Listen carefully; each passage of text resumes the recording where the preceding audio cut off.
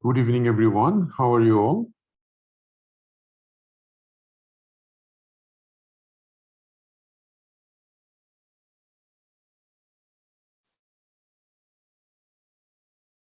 All right. So again, welcome to First Aid AMC Clinical free 2-week session.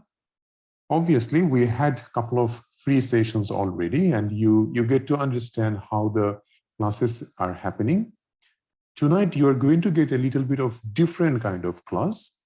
And I'm just here to introduce Dr. Cynthia, who is going to take tonight's session, and she's going to take most of your role play sessions every week as well. Now, she is a very well-known mentor, and everybody loves her. And I'm sure that you will also love her as well. So tonight's session basically will let you understand how you should prepare yourself for exam. In exam, time to time, you will end up getting cases which you never encountered in your life. And it will be very new for you. So these classes are going to give you a taste of it. And this is how we make our candidates confident about those cases, because they get to practice it every week. So it doesn't matter that how the cases appear in the exam. If you have a format in your head, if you know how to take a history properly, if you know how to do a physical exam and how to explain things to a patient, there is no case which can actually make you confused or surprised in the exam. Because a random role play session does not have any cluster-wise approach, just like what we have done yesterday.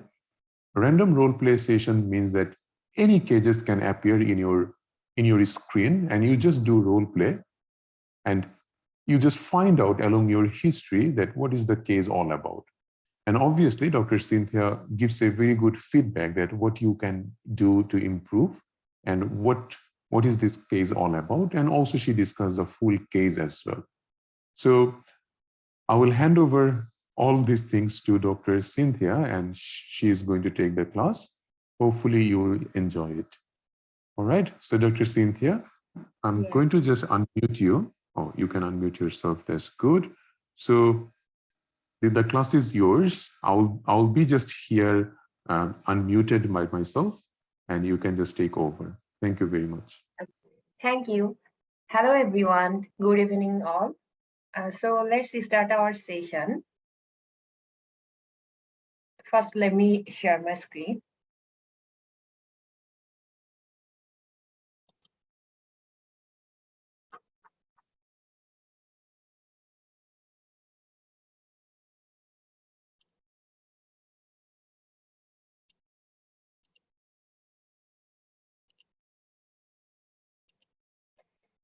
Okay, so who wants to do role play with me?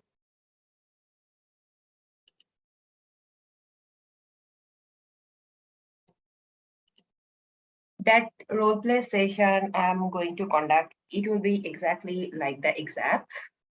2 minutes reading time, 8-minute performance, okay? Like when your 8-minute will finish, I'll stop you and then I'll let you know which point you missed, okay?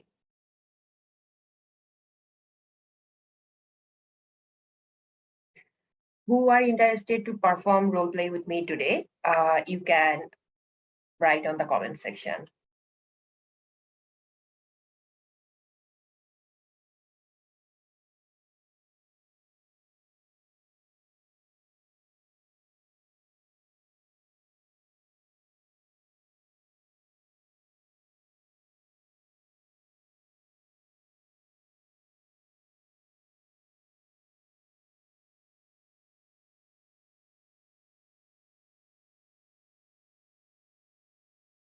Okay, anyone wants to give a try?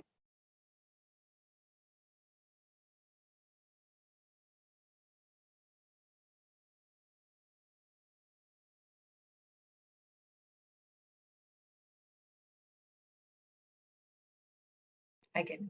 Okay, Dr. Moni.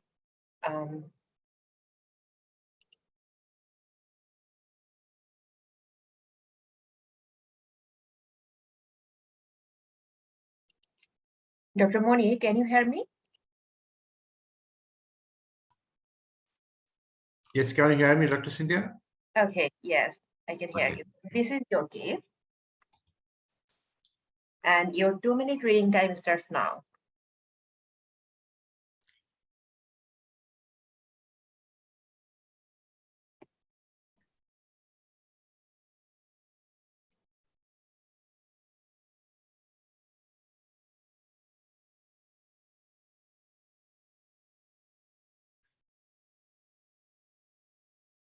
So, Dr. Cynthia, what the NIPT means?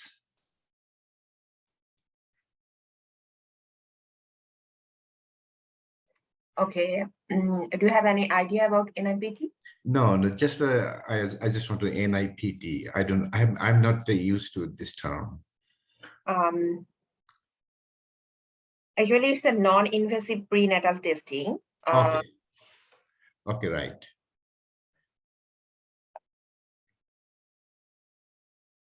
Non-invasive prenatal test. Okay, that's fine.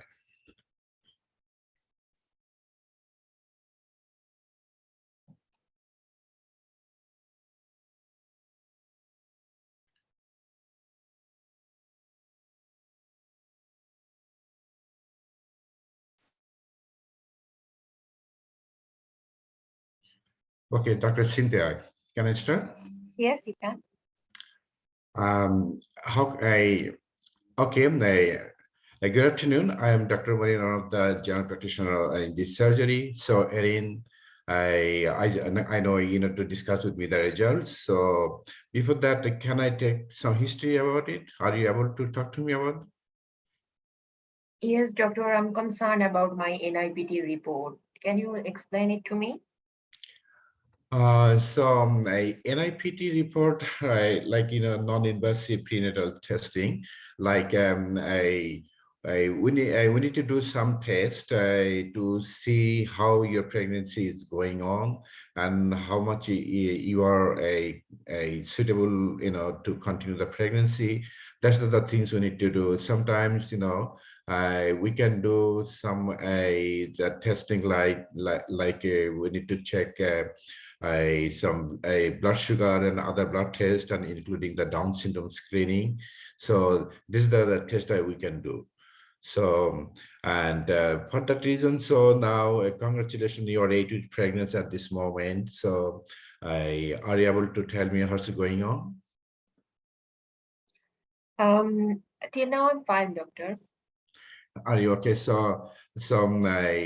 This 11 weeks pregnant. So have you had any blood test before pregnant?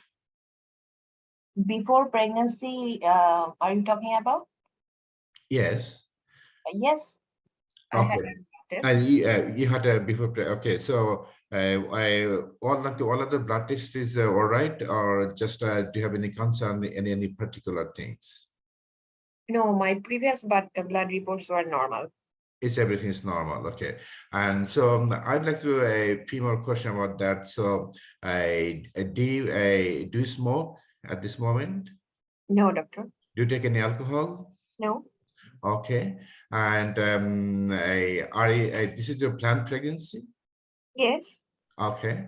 And then your 11 weeks pregnancy. So I think your blood test is done. It's confirmed by the blood test or urine test.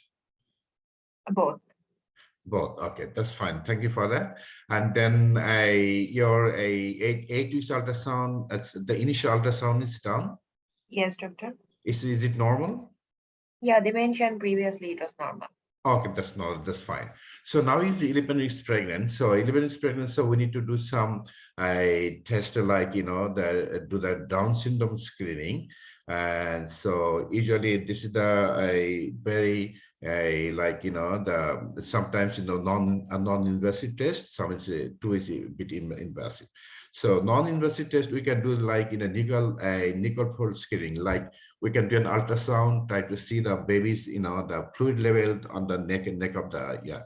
So it can show that, so we need to go for the further test or not. So this is the non-invasive test, but if it's indicated, like, we need to do for another test. So it should be like invasive test. It could be like some blood test, and then another one is called a amniocentesis. Usually we did this test around second trimester, like 14 or 15 weeks of pregnant. Now you're 11 weeks pregnant. So at this moment, so I want to do this screening, like, the nickel way. It's called ultrasound of the neck ultrasound of the baby, the nickel fold screening test, the nickel scan. And then along some blood test we'll do, like, a papa, like another. These two tests we will do at this moment. So can I know this about the test result? Okay, it's hard to see. Okay, try Jimmy.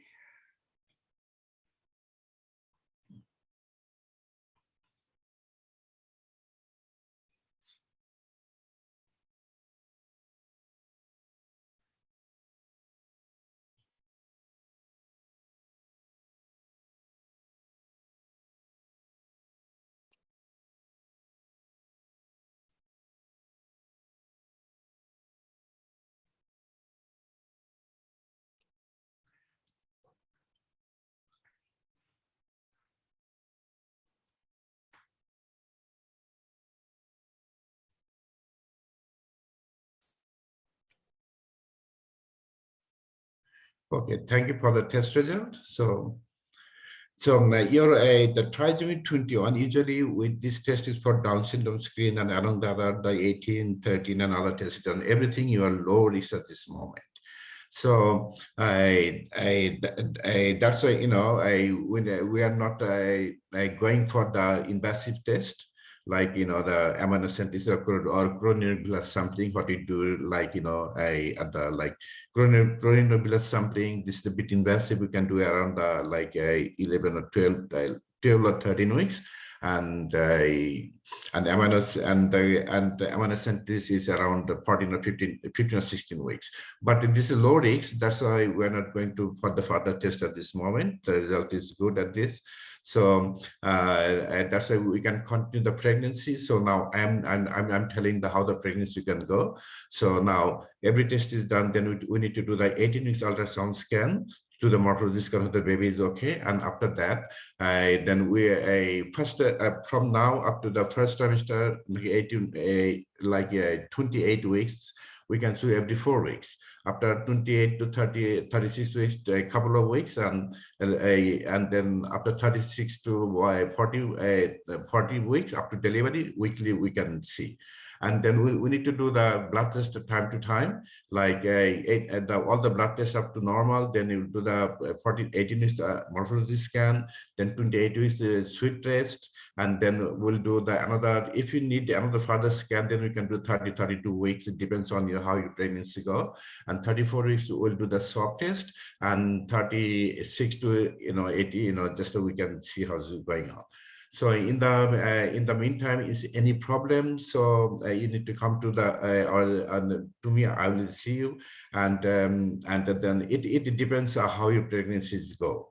So in the meantime, so you can take a healthy food, healthy diet, and I know you did the good things. You are not doing smoking and alcohol. That's fine, and be relaxed and everything. So do you have any more questions? Anything else that I need to know, doctor? So why you have done this NIPT test? So this test, usually it depends. Sorry, Erin, I don't know how old you are. Sorry, there's no age written over here. Can you tell me how old you are? I'm 34. 34 weeks. So 34 weeks, usually when I'm 34 years.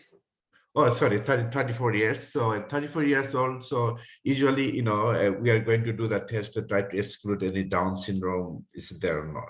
And especially this is totally indicated when it's, the lady very close to 30 to 40 weeks.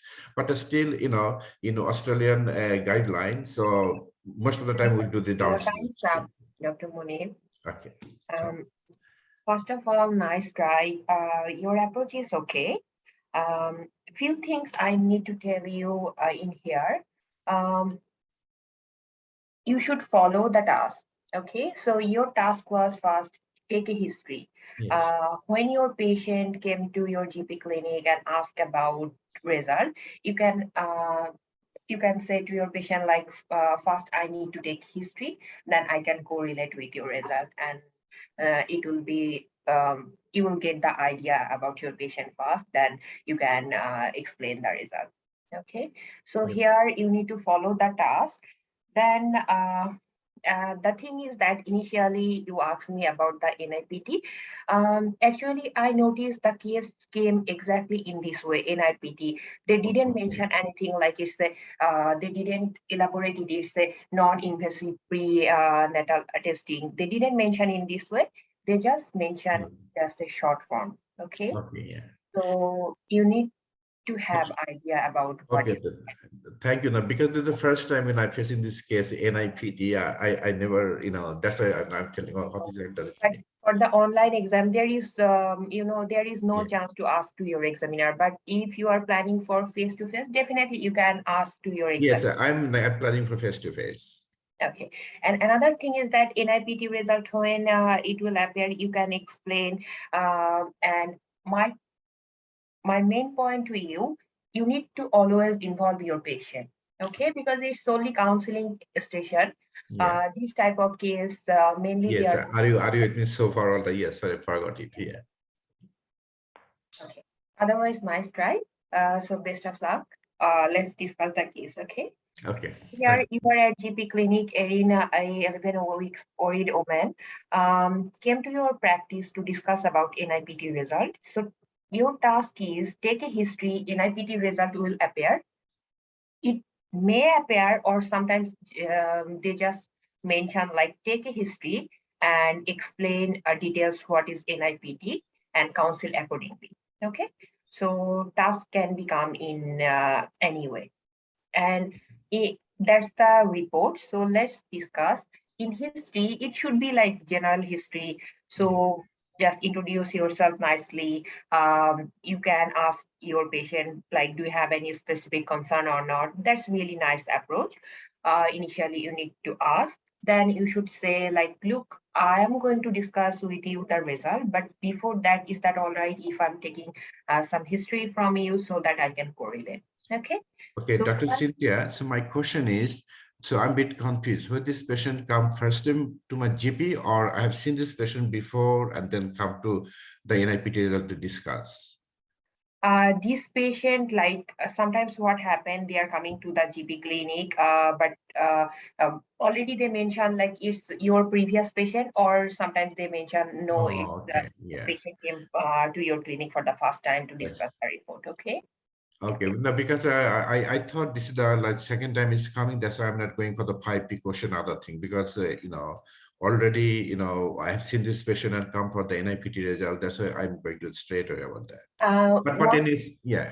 if that not mentioned to your stem? So better ask about 5P Okay. question. Okay. Okay. Yeah.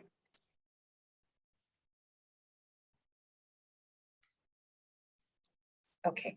So 5P question, we all know that when was your last LMP? So definitely patient mentioned like 11 weeks ago, what day regular, just very quick, because patient is already pregnant. You need not to spend more time in here. Okay. Try to spend like less than 2 minutes in history taking, because most of the thing it will be normal in here. So very quickly, what the regular, any pain or any issues with your period. Now coming to the partner question, do you have a stable partner? Is your partner supportive or not? And you and your partner ever been diagnosed with any STI? So that three questions. Then coming to the pregnancy, is it your first pregnancy? And have you had any previous miscarriage? It's very important, because if patient coming to you 34 years old, and if she had any previous miscarriage, so it's really important, like you need to know either there was any genetic issues or not. Okay. Along with pregnancy, because patient coming with 11 weeks, you have to ask about first trimester complication question. Like you should ask about any excessive nausea, vomiting, any tummy pain, any vaginal discharge or any bleeding. Okay, so those questions you need to ask. Pill question you can ask or you can escape. Okay, PAP you need to ask. So are you up to date with your HPV screening? General question, do you take any medication and do you start taking folic acid? Past medical history is very important. You have to ask any previous diabetes, any connective tissue disorder, any epilepsy, hypertension, those stuff. Okay. What I noticed, like small things makes a big difference, guys, because sometimes I notice like many candidates ask, do you have any past medical history? Then patients say no. But whenever you ask specifically, do you have any past medical history like diabetes, hypertension, then patients say, yes, I'm diabetic in this way, okay? So try to ask specifically. SADMA, family history of birth defect, very important. How about your diet, blood group, okay? And have you taken all the vaccine, okay? If PFA card will be available, it will be most of the time normal. Now coming to the counseling part. So NIPT means non-invasive prenatal test. Again, I mentioned like you need to know the full form of the NIPT, because if the case came in this way, which it really came, NIPT, if you are planning for online, no one will tell you what is full form for NIPT. Okay, so just prepare for that. So NIPT is a non-invasive prenatal test, which is a new and highly sensitive test that is screening for Down syndrome and other certain abnormalities of the baby. And that test we are going to do in the first trimester of pregnancy. Okay, so what is NIPT? During pregnancy, like some of the baby's DNA passes into the mother's blood, and that time we are doing that NIPT, analyzes the genetic information, or you can say analyzes the blueprint in our body to detect any abnormalities. Okay, and this test is really very sensitive against Down syndrome. Sometimes like NIPT have been referred by different names, like sometimes they mention Harmony or Generation, but it depends on the company as well. Okay, and you can say NIPT involves just a simple blood test. Based on the name, we can notice like it's just a simple blood test, and we are going to do this test from 10 weeks into the pregnancy. Okay, why this test is important? You should say NIPT is a non-invasive, it's safe, highly effective way of screening for certain conditions. Okay, that is like Down syndrome. Now we call it trisomy 21. Another chromosomal abnormality, trisomy 18, trisomy 13, Turner syndrome. Those are the tests. Sometimes like it's also showing like 6 of the chromosome as well. Okay, and you can mention that test detect many chromosomal abnormalities, and though it's not a specific test, it's just a screening test.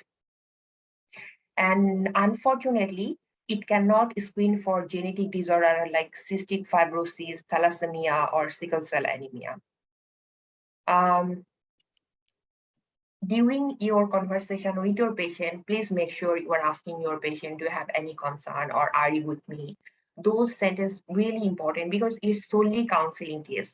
Okay, so you should ask your patient, do you have any concern or are you with me? Definitely your patient mentioned, doctor, why NIPT is important. You should say, why have an NIPT? Because it's highly sensitive and pick up more than like 99% of cases of Down syndrome. But still it's a screening test. It's not the diagnostic one. Whenever we are going to do NIPT, any positive report or any concern, then we are going to do definitive or diagnostic procedure. Okay. The only way of knowing for sure whether your kid or your baby has Down syndrome, you need to do diagnostic test, that is like CVS or amniocentesis. And you can mention like in Australia, they are offered the combined first trimester screening to screen for Down syndrome. That is the blood test and ultrasound scan. Okay. So in here, blood test, you can mention like there are some hormone and we are going to check some protein in the blood. And blood test, we are checking the skin fold, we call it nuchal translucency, to check skin fold thickness. Okay. And as I mentioned, the advantage of this type of screening is that the ultrasound can pick up other problem with the pregnancy, and they can also estimate the age of the fetus as well. So those are the advantages. And you might choose to have an NIPT test if like your combined first trimester screening test shows any increased risk of having Down syndrome, or people who are having like advances. So that time doctor can advise for NIPT test. Okay. Or like in your family, if there is any family history of genetic disorder or birth disorder, it's advisable to go for NIPT test. In here, you can mention about the cost and what to expect from your NIPT report. NIPT actually, it can take up to 2 weeks to get the result. And if the result is negative, normal, or low risk, your baby is unlikely to have any of the chromosomal disorder. Okay, but if the result is positive, abnormal, or any high risk, this means your baby is likely to be affected. That time, you need to do diagnostic tests, as I mentioned, like CVS or amniocentesis can confirm the test. Okay, but always those invasive procedure, there are risk of getting miscarriage. Okay. You need to mention those stuff. So the result you might get as a negative, normal, or low risk. If it would be positive, you will get sometimes abnormal or high risk. Okay. Cost, you need to mention to your patient if your patient have not done NIPT. So you can mention, like, because you are just explaining what is NIPT, why we have done this NIPT, and what is the cost. So you can mention like you need to pay around like $400 to $500 for NIPT. Unfortunately, it's not covered by the Medicare. Okay. Now coming to the things that I want to show you. If one of the feedback I noticed, like they mention sometimes they can get about the results. So I think you need to have a look on how the NIPT result will come. So that is the abnormal report, like it's showing like high risk for trisomy, like it might be showing high risk for trisomy 21 or trisomy 18 or trisomy 30. Okay, so that's the positive or abnormal or high risk result. And the initial result I already showed to you, that was like the normal one. Okay, that is low risk normal. Okay. So that's the case for NIPT counseling.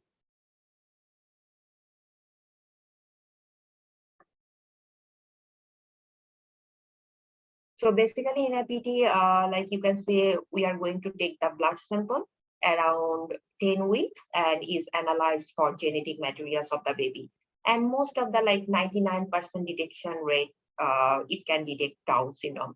And it also can detect like other genetic abnormalities as well. But unfortunately, it's not covered by the Medicare.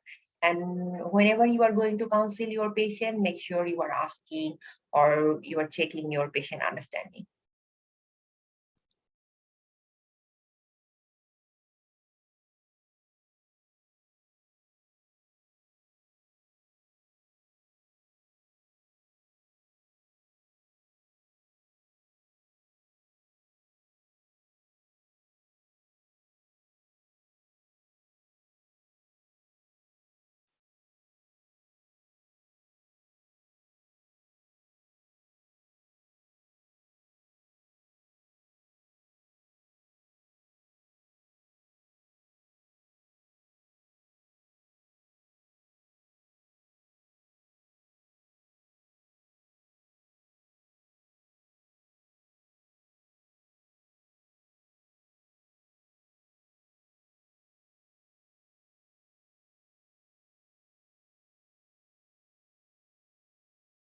Okay.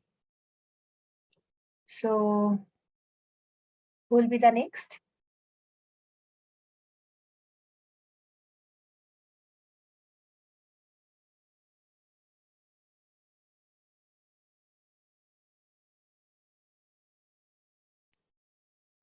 Okay. So Dr. Afsana, yes?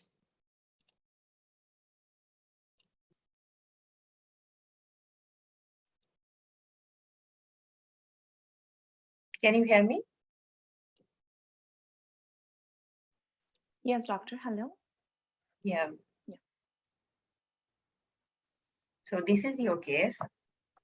Your 2-minute time starts now.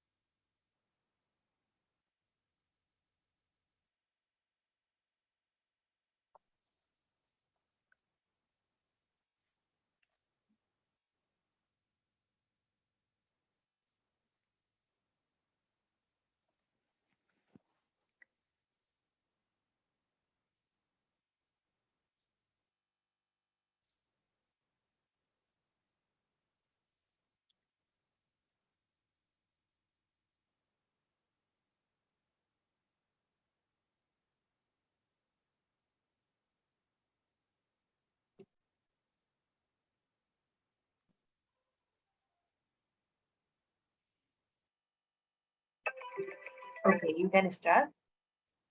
Okay. Hello, Lily. It's really nice to meet you. I'm Dr. Afsana, one of the doctor here. How are you doing today? I'm not doing well, doctor. I'm having severe headache. Okay, please don't worry. Now that you are here, I will try my best to manage your condition. Will that be okay? Yes, doctor. Lily, right now, are you having any headache? Yes, doctor. Um, do you want me to give you any painkiller? That would be great. Okay, Lily, I will arrange some painkiller for you after ruling out the allergies, okay? Okay. Um, so, Lily, can you please tell me a little bit more about the headache? Like since when you are having this? This morning. Okay, and is it sudden? Yes. It's Okay, so severe that I can't see it. okay. I'm really sorry to hear that, Lily.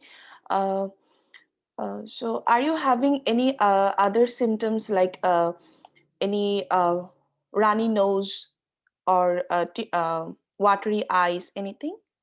No. Okay, and are you having any problem with bright lights and noisy sounds, anything? No. Okay, and does anything makes it better, the headache? No, doctor. It's so much painful. And anything makes it worse? No. Okay. Um, okay. Any history of head injury recently? No, doctor. Okay. Mm. Uh, um, okay, Lily, I need to examine you to find out the cause Okay. Um, Okay. Doctor, actually, I haven't done this case yet, so I don't know That's what's the. totally fine. That's totally fine. Just follow the structure. Okay. Uh, okay. Lily, now I'm going to ask you some sensitive questions regarding your partner and your period thing. Will that be okay? Okay. Lily, when was your last menstrual period? My period, doctor, 2 weeks ago. And is it regular? Yes, doctor. Okay. Uh, um, are you sexually active? Yes, I am. Okay. And are you using any contraceptive method?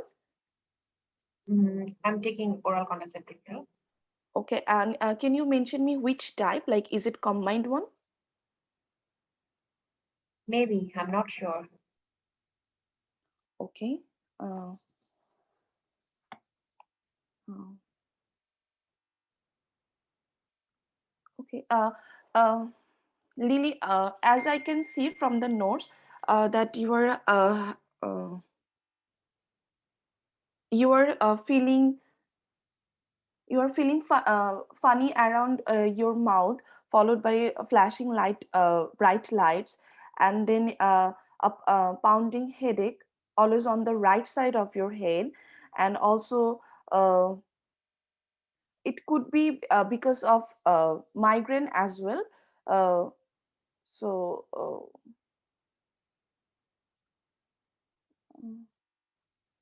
do you have any idea about migraine? Yes, doctor, I have an idea, but I need more painkiller, doctor. I'm still on pain.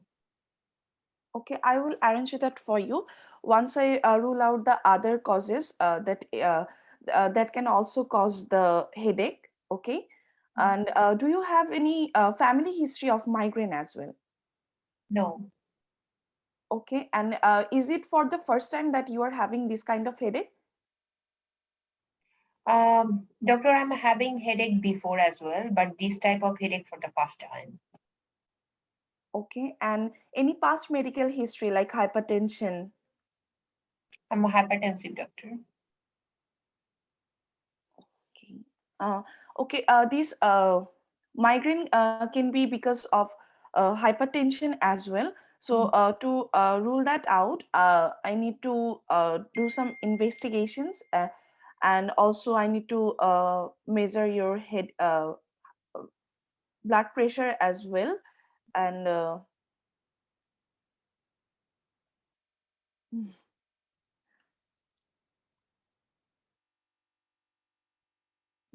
Okay, you want to stop? yeah, Okay, I'm really sorry. that's fine. No worries. So in here, Dr. Afsana, just Yeah. want to let you know in here, your task was focus history, physical examination, diagnosis, management. So if you are just following the structure mean history, history of presenting complaint, associated symptom, past medical, surgical history, allergy, family history, medication history, definitely you will get more positive point. Sure. Okay. Okay. So history, my suggestion for you, you should just follow the structure. Even though that case is new for you, but if you follow the structure, you will get more positive points. So it would be more easier for you to make a diagnosis. Okay. Okay. Okay. Thank you. So here, Lilia is 31 years, present to your surgery with a history of severe headache, which started this morning. She already had tried Panadol 40, aspirin, ibuprofen, but that doesn't work.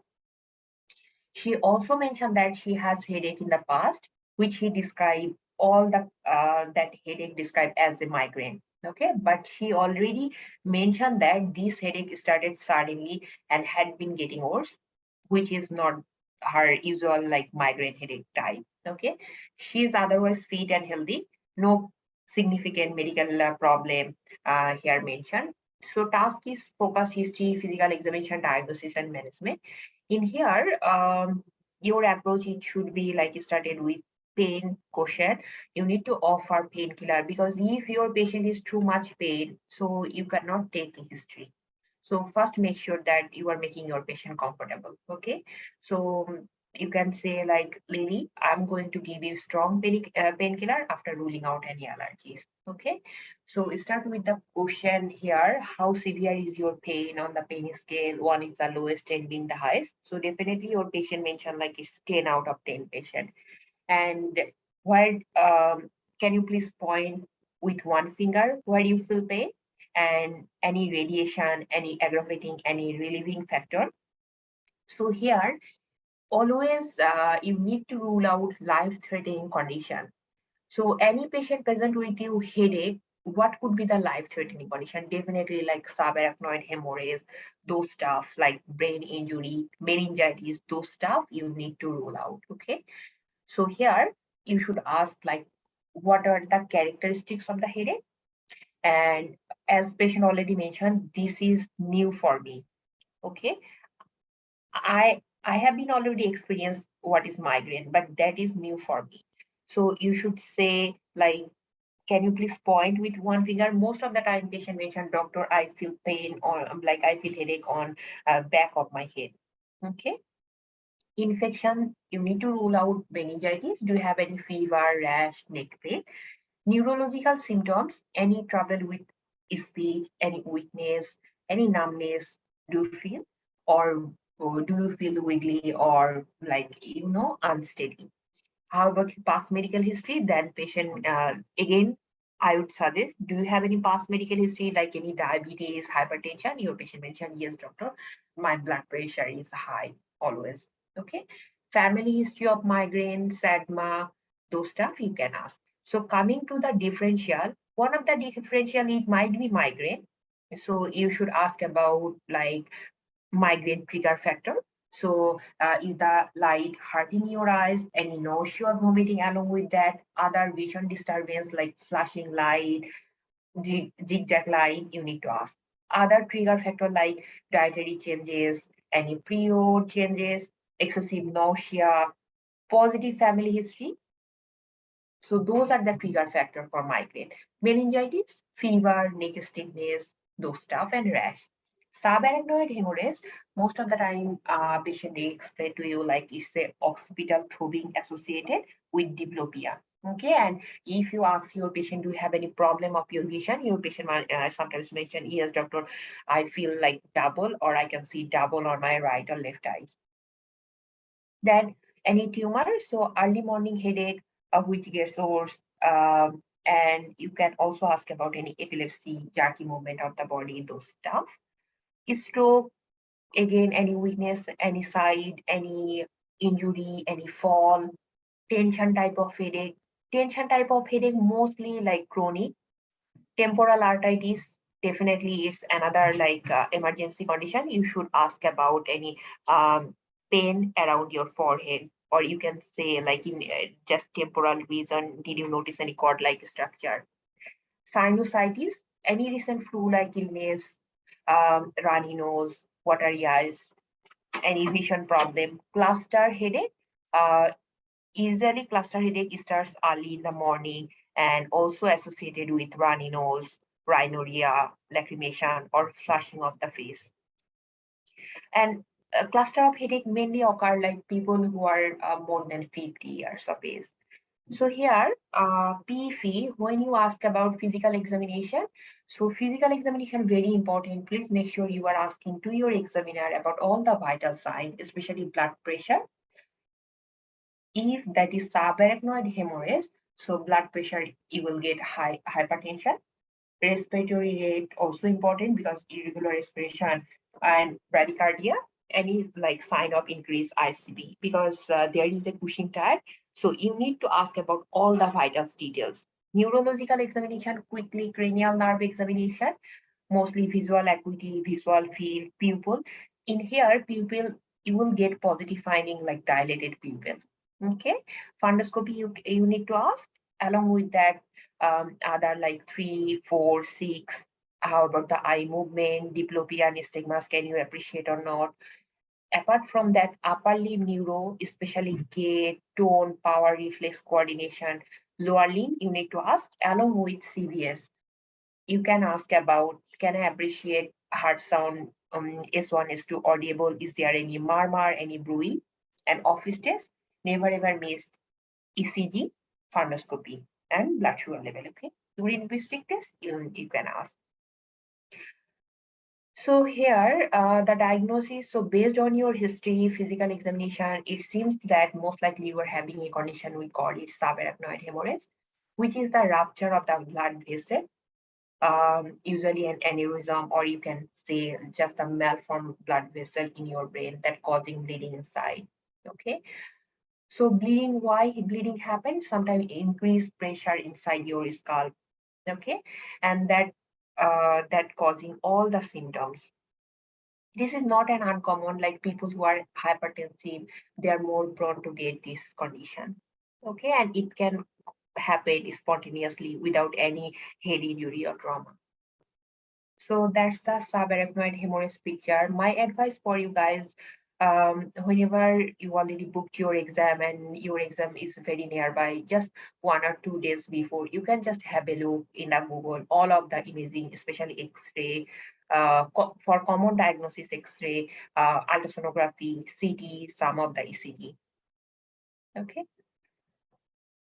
So as for now, how you are going to manage this condition, I need to, if you are in GP clinic, you have to transfer your patient immediately to the hospital for further care and monitor because it's a serious condition, okay? And if you are already in the hospital, so you can say, I'm going to admit you in the hospital. And in the meantime, I'll call my senior. My senior will come have a look. Most likely you need CT scan of the brain, like if CT scan not done yet. And whenever you call the senior might consider starting you some medication to decrease the pressure inside of your brain. Okay, and if CT showing some hemorrhage or like bleeding inside, they are going to do surgery. Okay. Meanwhile, as a junior doctor, your job is to start IV line, take blood sample for basic blood investigation, full blood, urea, electrolyte, creatinine, ESR, CRP, and as your patient is so much pain, you need to give regular analgesia. If your patient complain about nausea, you need to give antiemetic medication. So those basic stuff don't miss, okay? Because like consultant, it's not your consultant level exam. AMC clinical is always junior level exam. So don't miss to say about I'm going to start IV fluid or I'm going to open IV line, take blood sample. Those basic stuff don't miss, okay?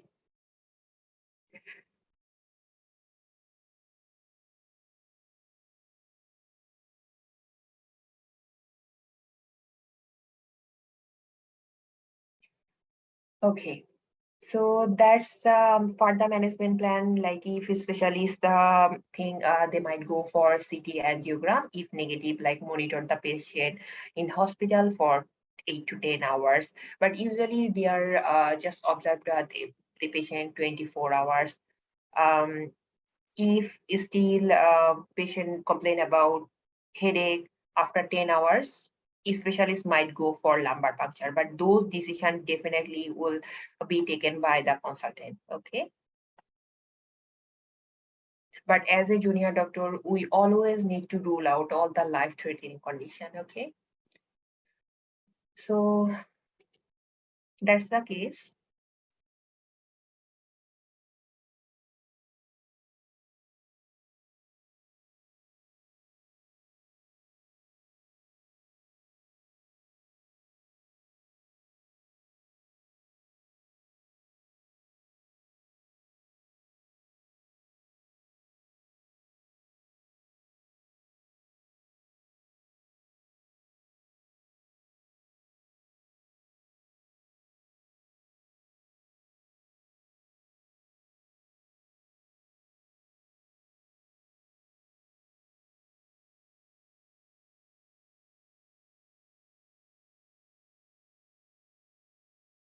Okay, If you are going to give your exam face-to-face, definitely you need to ask vital sign from your examiner. But if you are planning for online,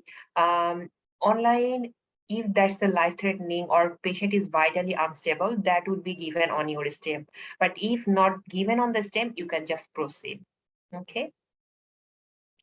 But for the face-to-face candidate, definitely you need to ask about hemodynamic stability of our painkiller after ruling out any allergies.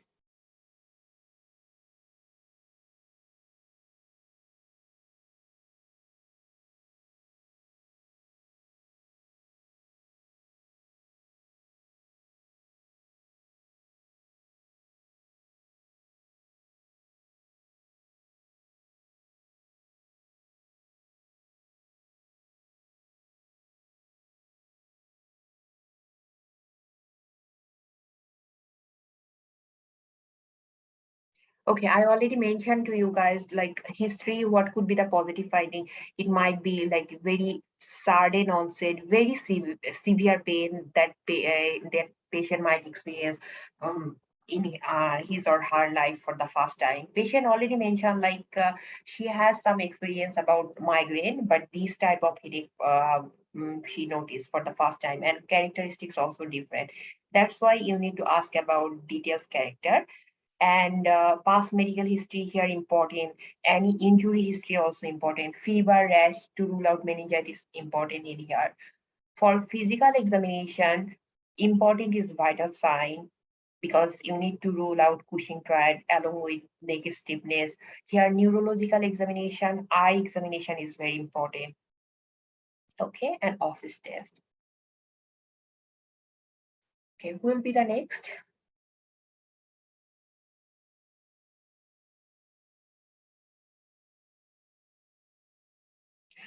Okay, I think Dr. Brad.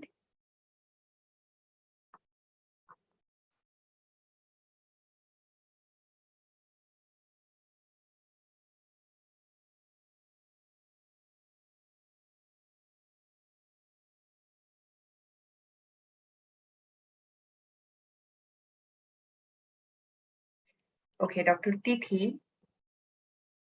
Oh, anyone? Okay. So let's try with Dr. Braid. Dr. Braid, are you here?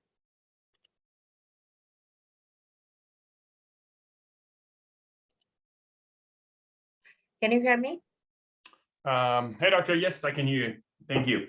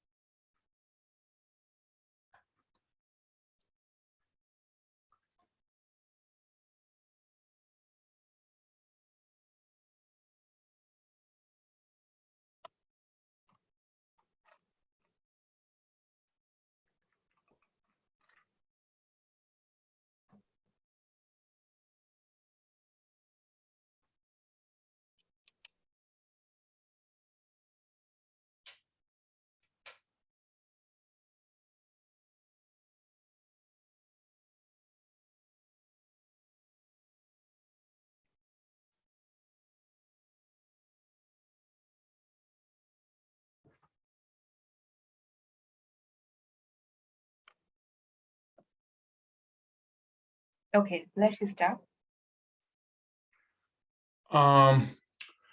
Hello, I'm Brad. I'm going to be your doctor today. How may I address you? Hi, doctor. I'm Jessie. Hi, Jesse. Based on the history that I was provided with and the physical examination, what I think is going on with Joseph is a condition that we call pertussis or whooping cough. Have you ever heard of it? No, doctor, what's that? So it is not an uncommon condition. It is basically an infection of the lungs caused by a bug that's called Bordetella pertussis. And the story is basically what happened to Joseph. There is a prodromal period, about a few days, like about a week, that the patient develops flu-like symptoms, such as runny nose, watery eyes, things like that. And after that, the patient will develop cough. And the cough pattern is like cough, cough, whoop, and cough, cough, vomit. And they will have bouts of cough. And it's usually unresponsive to simple cough syrups. Are you with me so far? Yes, doctor. Right. So that's basically what happens in whooping cough. And it gets transmitted by droplets, usually with patients who are immunized against whooping cough. This doesn't happen, but sometimes it does, regardless of being immunized. And the course of treatment is usually antibiotics. So there's an antibiotic that we can give Joseph, and it will help with this bug. It will eradicate this bug from his system, and hopefully he will get back to normal. Any questions? So, doctor, you are going to give antibiotic for Joseph? Yes, that's usually the plan for whooping cough. Of course, we need to confirm the diagnosis by the throat swab that we already taken from him. Usually, we will take a nasal swab as well, and we will send it for testing, and it will show up with the results. Okay. Yeah, and the other thing is with whooping cough, we usually will try to monitor the household as well. And sometimes we give medication, the same medication to the household as well, because it is a highly contagious disease and it can spread easily to the rest of the household. Okay. Any other questions? Anything else that I need to know? Yeah, so with whooping cough, at the moment, I think he's stable, but whooping cough can cause some issues, one of which is dehydration. So there are a few things that you need to look out for. If any of them appear, you have to bring him back as soon as possible. First is inability to eat and drink. So if he doesn't eat and drink, he will become dehydrated, and it could become quite dangerous. That's the first sign. That means he needs help. Second is if you think he's deteriorating, if you think that he's not responding to antibiotics, he's not getting better, again, that's a sign that means he needs to come back. If he becomes very lethargic, he's not communicating well, he's not as playful as he was before, or he's always sleepy, that's another warning sign. If he develops a rash on his body with fever, another warning sign.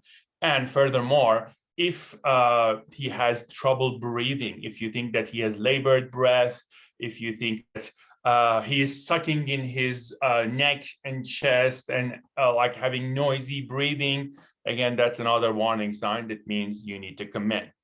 Are you with me so far? Yes, doctor. Yeah, and the other things regarding whooping cough, it can always lead to some implications, such as if the patient coughs a lot, it usually happens in older generations, but it still is possible in an 18-month-old baby to develop a rib fracture. That's why we need to act fast. If the cough becomes worse, bring him in. It could lead to very severe pneumonia, which is a severe kind of infection of the lung. As I told you, if the symptoms get worse, you need to bring him back. It could lead to seizures sometimes. So if anything like that happens, bring him back. And sometimes it can cause some damage to the brain. So hence the sleepiness and lethargy. If those happen, bring him back and we'll take care of him. And the next question is, are your family vaccinated against whooping cough? Yes, doctor. Everyone vaccinated? I think so. All right. And is there any pregnant women around, or any like children who were any newborns around that you're in contact with? Yes or no? No. Okay. And please contact the childcare that he goes to, and they need to like let the other families know about this. And it's better for them to take their children to the closest GP to get management as well. Any questions or concerns? Anything that I need to know, doctor? No, I think that was all. I'm going to give you a reading material that you can read at home. You already know about the red flags and how to bring him back. And if he doesn't get better and I would like to review him in 3 days to make sure that he is doing better. And if he is not improving, then we may decide to refer him to the specialist. Okay. All right, thank you. So you want to finish? You still think have so. time, 1 minute, 30 seconds.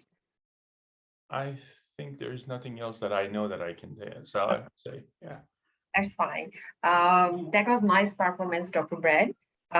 Most of the thing you mentioned, your approach was nice. Like you just mentioned all the things according to the task. That was really nice. Only thing in missing, you didn't mention that you need to notify Department of Health Service. Oh yeah, sure. Okay, so though it's one of the key points, so try to mention all the key points so that it will be easier to pass the case. Okay. Sure. Otherwise, like your approach was nice. You mentioned all those things according to the task. Okay, so keep it up. Let's discuss the case. Here, Joseph, 18 months old, came with mother 1 week ago, already presented with runny nose to the GP. Physical examination that time done, it was normal, and diagnosed as a upper respiratory tract infection. But at that time, passed by it getting worse, and again presented to the same GP setup. Mentioned that all the cough, which lasts long, vomited at the end. But father had flu symptoms, COVID negative, mother, little brother is normal. Already mentioned child is not going to childcare. Physical examination, they mentioned serious respiratory temperature nil, but try to take a swab. And after taking swab, that child made a sound at the end. Okay, so your task is diagnosis with a reason, management implication. Here, no history. So based on the state, you need to make a diagnosis. What could be your differential if mom is present with emergency department with cough, or is present with the GP setting? What would be your differential? Your differential might be pertussis, post-viral cough, simple upper respiratory tract infection, psychogenic cough, asthma, allergy. It might be congenital heart disease, sinusitis, those stuff. So in here,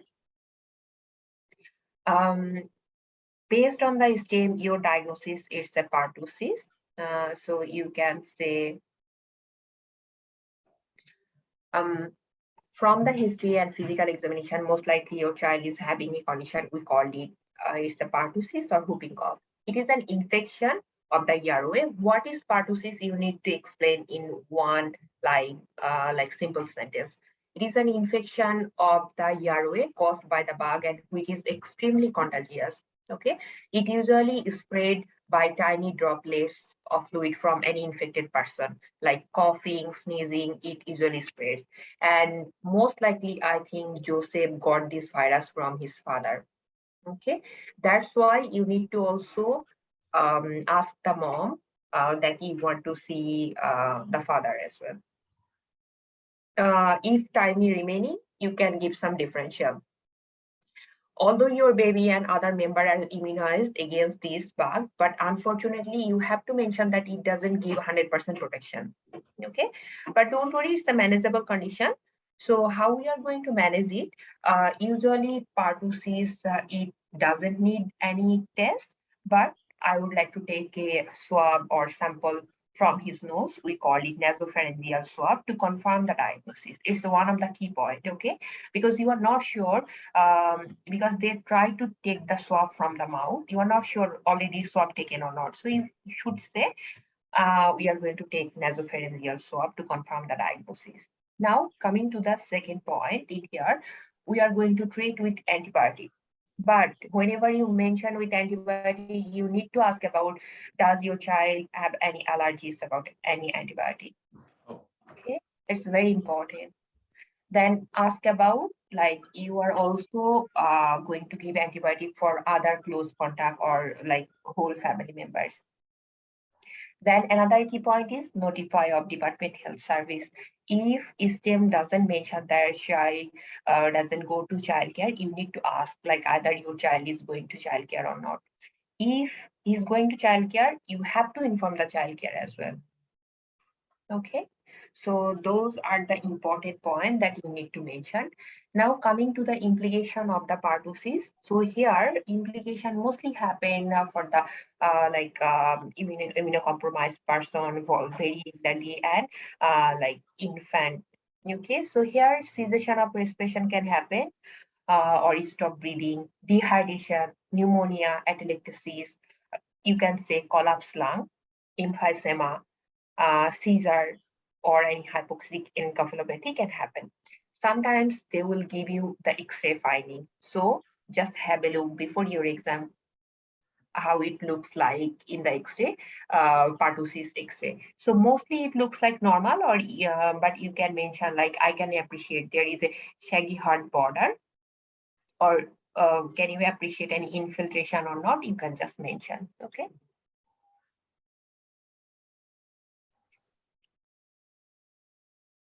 So that's the pertussis case. And whenever you finish your case, it's a basic rules that you need to follow 4R. Okay. So reassure mothers or father, then reading materials, review. You are going to review this child within like 5 to 7 days, or you can say whenever the antibiotic course complete, I'm going to review your child again. And definitely red flag. Never ever miss that thing. Okay.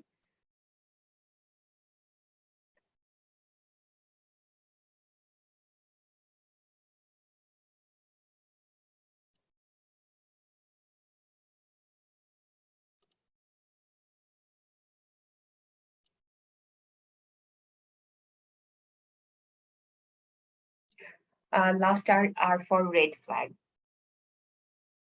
In here, pertussis, the red flag is if child is not eating well, like feeding well, not drinking enough. If you think that child is dehydrated or feels lethargic, high grade of fever, just report to the emergency or come back to me.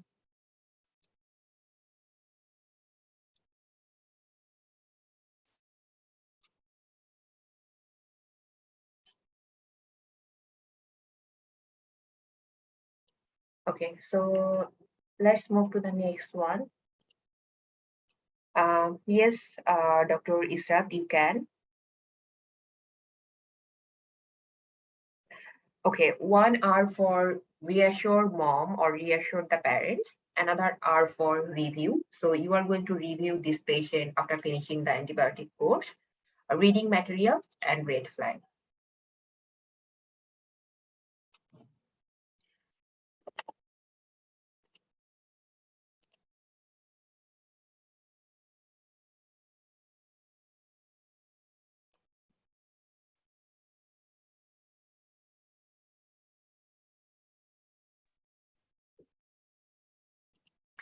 Okay, Dr. Ishrat, can you hear me?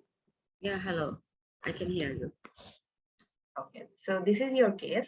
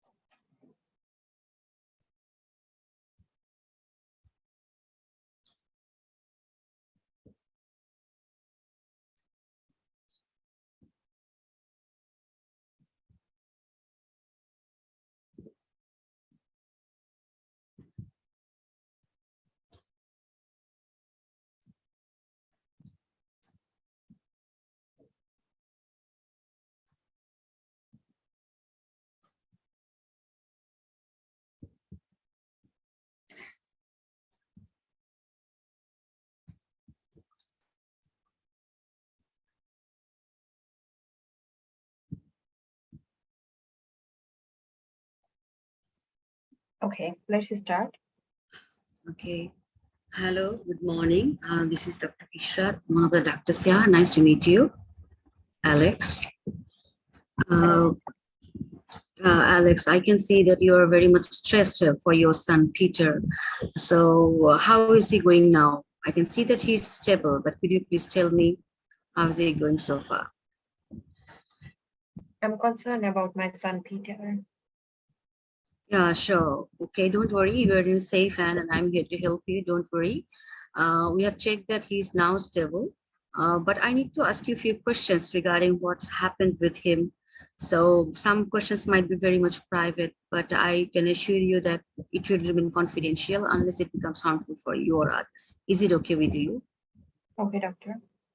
Okay, thank you. So Alex, could you please tell me what exactly happened, how it happened? I don't know anything about it, doctor. Just Mhm, in the morning, I just mhm, noticed that Peter unconscious, and mhm, I just found next to him some bottles. mhm. All right.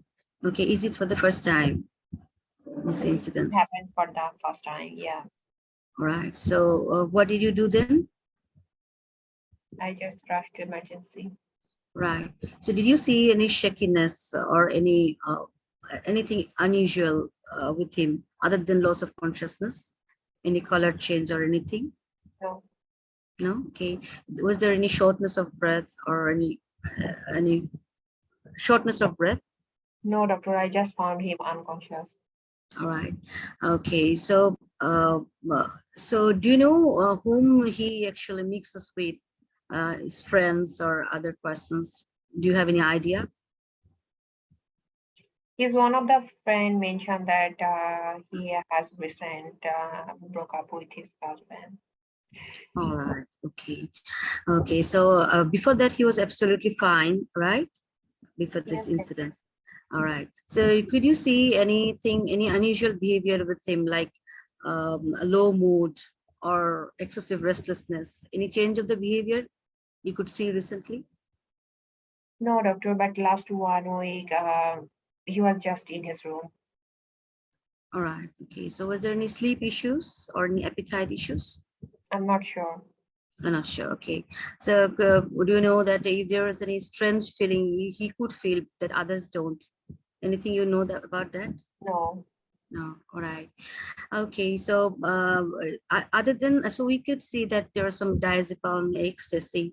So probably he had some sleep issues. So do you know, did he smoke or take alcohol? His friend mentioned that yes, he took Mhm. alcohol sometimes and is All smoking. right. Smoking as well. So other than that, recreational drugs like ecstasy and anything.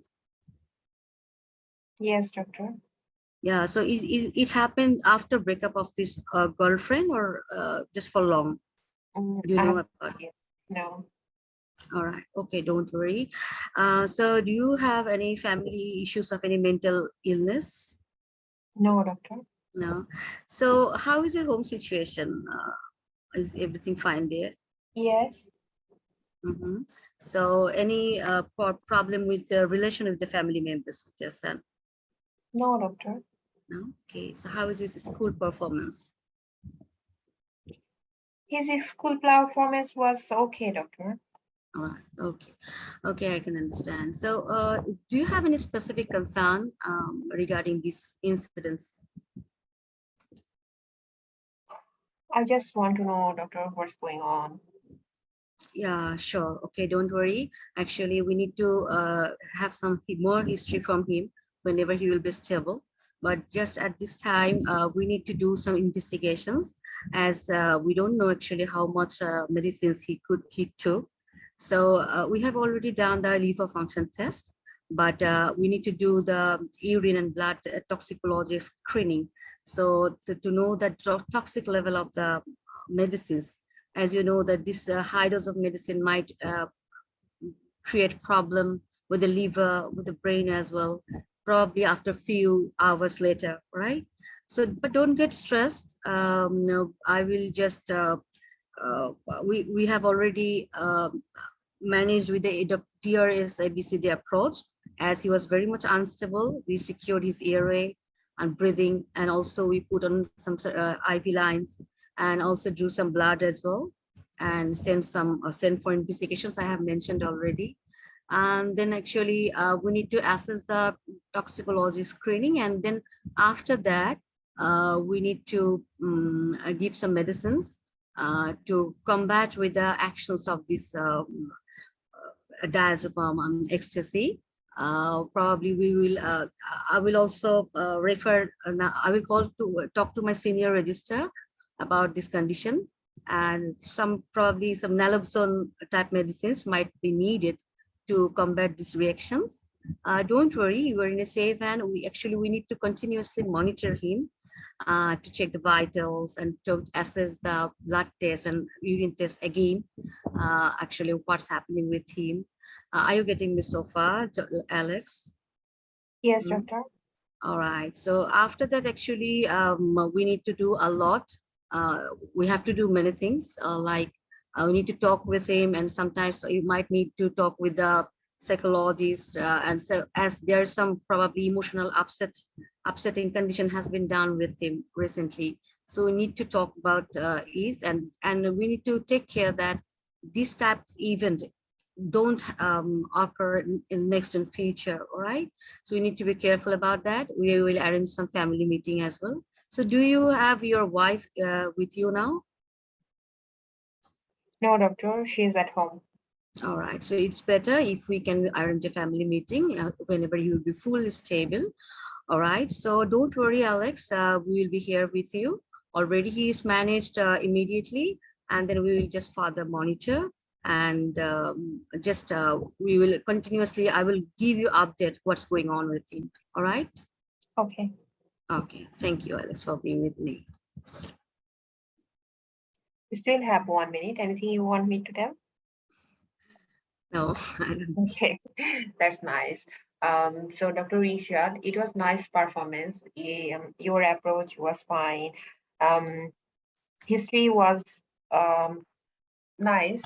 Few things that was in history. Did you ask like any previous attempt of suicide? Okay, Oh, no. you need to ask, and you need to ask the father any previous such type of episode. Okay. And psychosocial history here, as father, most of the question father mentioned, like, I'm not sure, I don't know about the answer, but still you need to ask. Okay. And another thing here, further investigation, you mentioned about the toxicology screening. So yeah, that's covered. Basically, we are going to do all the full blood, liver function test, renal function test, electrolyte, and urine blood drug screening test. If GCS is still low, we are going to do CT brain, but that will be decided by our senior. But now his GCS is stable, like 12 out of 50. That's okay. In here, you need to mention actually what's going on. So there you can say two issues. One is the withdrawal. It might be one of the reason, like withdrawal or washing out of ecstasy, because patient is taking ecstasy and father is not sure like how long he's taking that one. So one of the issue, that withdrawal symptom. Another thing is diazepam overdose, along with like it might be like depression, along with like suicidal attempt. Okay, so those things you need to mention. And if management is your task, you need to mention about you are going to also call the crisis assessment team, and this patient will be managed multidisciplinary team. Okay, because there is also clinically patient is not stable. So we are going to manage clinical condition along with the psychiatric condition as well. And in the emergency department, you are going to also call the crisis assessment team. Whenever patient is clinically stable, crisis assessment team will come and assess this patient, because patient has already patient has already taken one suicidal attempt. You are not allowed to discharge the patient when the clinical condition is settled. Still, you need to assess. Okay. So those things you mentioned, nice performance. So let's discuss the case in here. So 18 years, Peter, brought by father in the ED consuming diazepam, ecstasy, and initially GCS was low, but now 12 out of 15. Patient is stable, liver function showing some dearrangement. So your task, take a short history from the parent, address this concern, further investigation and management. Now, guys, if they mention immediate management, that's fine. Our job is just to settle or make our patient stable. Okay, but if they mention only management, so management also comes under immediate and long-term management you have to mention. So here, very quick history, that means give confidentiality statement. You can ask about guardianship, then ask about history of presenting complaint, like as father already mentioned, he found him unconscious. You should ask like, did you notice any jerky movement of the body, any tongue bite, or you found unconscious? Are you sure like how long he's unconscious? You should ask those questions. Okay. Now, along with that associated sign symptom, did you notice any just for the or saliva, or just opening the eyes, or did you find him cold? Those stuff you can ask about associated sign symptom. Now coming to the drug history details, as you notice that you found him unconscious, and next to him you notice some ecstasy, diazepam. So you need to ask about details drug history. How Dr. Ishad asked, that was nice. Psychosocial history, you need to ask about how about his mood, sleep, appetite, any previous suicidal attempt, and how about the relationship with other family members. That's really important. You should ask about any hallucination, delusional question.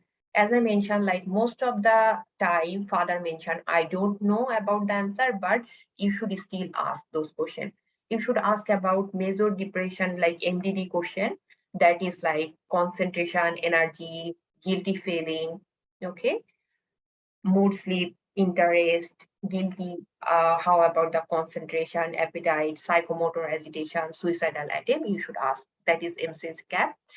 Along with the SADMA, smoking, alcohol history, any other illicit drug use history, head assess, that means home situation, how about the home condition, any stress at home, how about the relationship with other family member, how about the school or university performance, you should ask, okay? Now coming to the diagnosis, there are few things going on. So it might be withdrawal, like washing out of ecstasy, you are not sure. Also presented with severe mood symptom that lead to suicidal attempt due to recent breakup. Another thing is diazepam overdose that lead to acute liver ALT raise. You notice that. So how we are going to manage this condition? If your management is immediate management, so you need to mention like again, open the IV channel, you need to take the blood for investigation, full blood, ESR, CRP, liver function, renal function, serum electrolyte level, blood sugar level, and don't miss urine and blood drug screening, okay? And after senior decision, we are going to order CT scan of the brain if needed. Then management, I will admit due to high risk of suicide and for observation, like if he is still unconscious, definitely he will be admitted in the hospital. But if you notice his consciousness regain, but still we need to admit. And this patient will be managed by the multidisciplinary team approach, medical team along with psychiatric team. Crisis assessment team will come when the acute condition subsided. Psychologist for CBT, social worker, those stuff. And along with internal medicine for liver function test, we need to monitor liver function test just for observation. Okay. In here, if you have a look of guideline, how we are going to manage with ecstasy overdose. So they just go, they are going with symptomatic management. If you notice patient blood pressure becoming low, hypotensive, they are going to start fluid, okay, like CSL fluid, or if you notice like patient is hyperthermia, IV fluid, ice pack, they are going to give. If any seizure, they are going to give just benzodiazepine, any arrhythmia, amiodarone. So they are just actually going to treat according to the symptoms.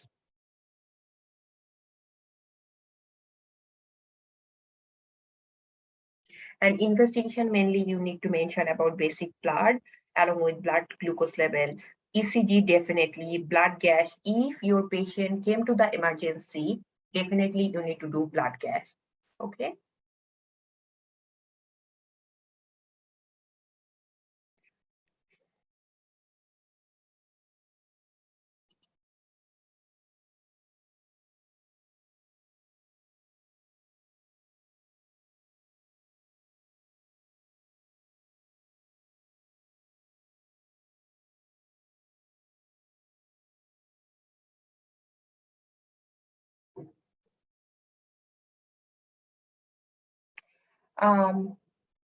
In exam, definitely for face-to-face candidate, one set of question will be outside in the door, and another thing like another screening will be inside in your exam room. So don't need to remember the question or task. It will be available all the time.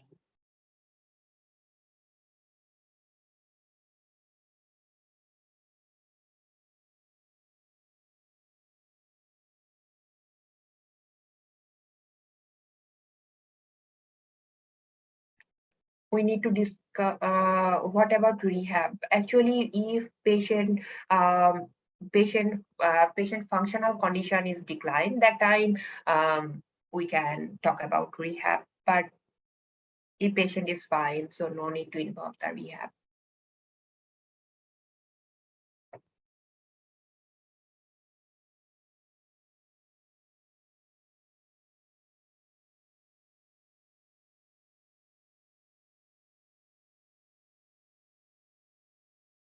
Okay, let's move to the next one with admin.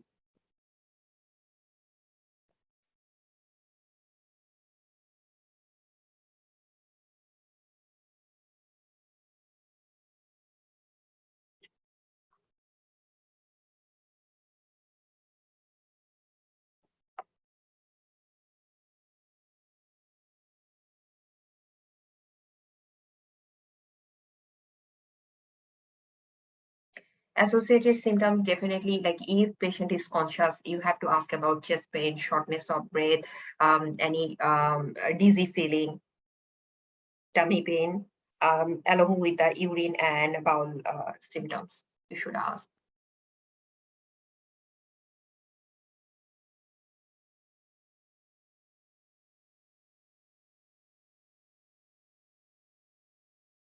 Okay, who will be the next? Dr. Anika. Okay, Dr. Farhana maybe asked me initially. Okay, Dr. Farhana, are you there?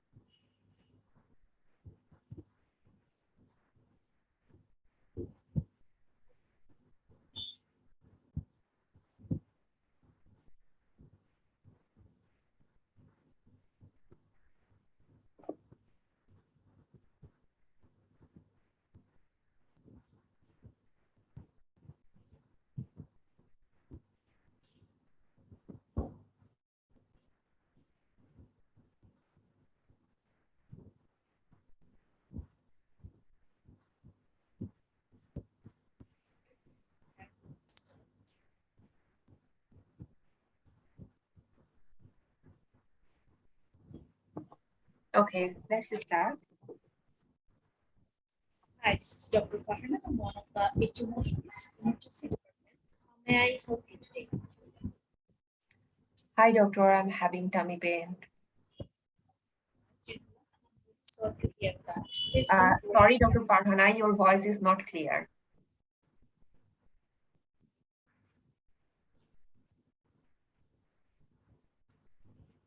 Is it fine now? No, it's still the same.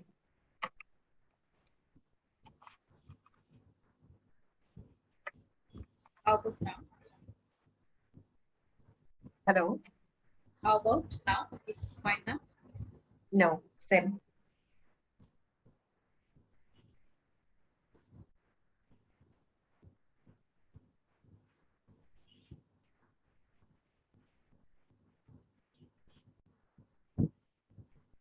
Is it okay right now? No,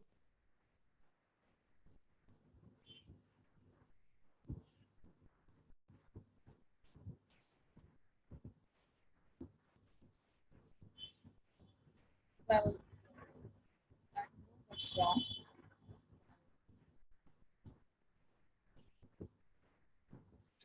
Is it still breaking? not breaking. Actually, your voice is coming from like it's very low. I couldn't hear you properly. So what you can do, like you can log off and then again you can log in.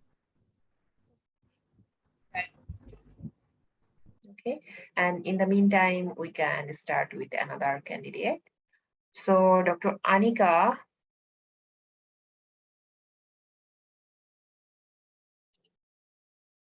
Are you there?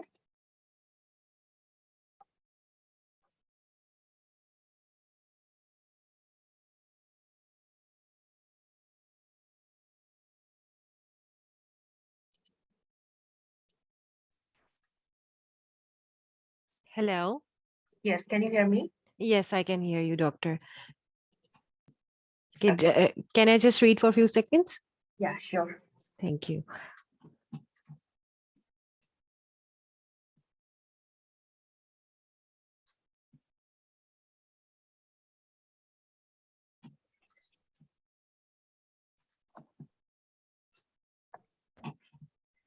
Okay, can I start? Yes. Okay. Hi, my name is Dr. Anika. I'm one of the doctors here. I'll be talking to you about your condition today. How can I address you? Dr. I'm Jenny. How are you doing today, Jenny Lee? I'm not okay, doctor. I'm having tummy pain. Okay, so can you tell me, please, how long before did your tummy pain start? Just few hours. Okay, and how severe do you think is your tummy pain? Doctor, I would say like it's quite severe. Okay, and can you tell me, can you point to the location of your pain? In my lower tummy. Okay, and I would like to ask you a few questions about sensitive questions about your sexual history. Can I ask them? Yes. Okay, so Janela, are you sexually active? Yes, doctor. I'm. Okay, are you using any sort of contraception? Yes, I'm on oral contraceptive pill. Okay, and when was your last menstrual period, Janela? It was doctor 3 weeks ago. Okay, and is your menstrual cycle regular? Yes. Okay. Okay, and did you have any other symptom along with your abdominal pain, like vomiting or diarrhea? I felt nausea. Okay, you feel nausea. Okay, and have you had this sort of pain before? No, doctor, this type of pain for the first time I notice it. Okay, and uh, when was your last did you have any unprotected intercourse recently? Unprotected intercourse. Recently, doctor. Um, Yes. Okay. Um, okay. And do you have any other medical issues? Like what, doctor? Like um, um, any diabetes or okay, No. so okay. And are you on any current medications? OCB. Okay. Do you have any history of spotting in between your periods? No, doctor. Any irregularity? No. Okay. Okay. Okay. So Janella, I would like to do some investigations. Okay. Um, and we would firstly be doing your pregnancy, urine pregnancy test, just to be sure that you aren't having any pregnancy. And we will also proceed with the blood test and an ultrasound if it is needed. And I will also be doing some general blood tests on you. And after that, after all the investigations, then we will be able to, find the cause of your pain, and we will proceed accordingly. Okay. So do you have any questions for me? So what's wrong with me, doctor?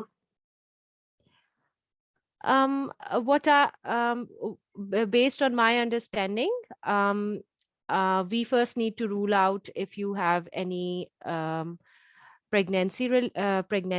We need to rule that out first, and then we need to perform some general blood tests and urine culture and urine blood tests, just to see, like, I cannot say for sure what is going on, but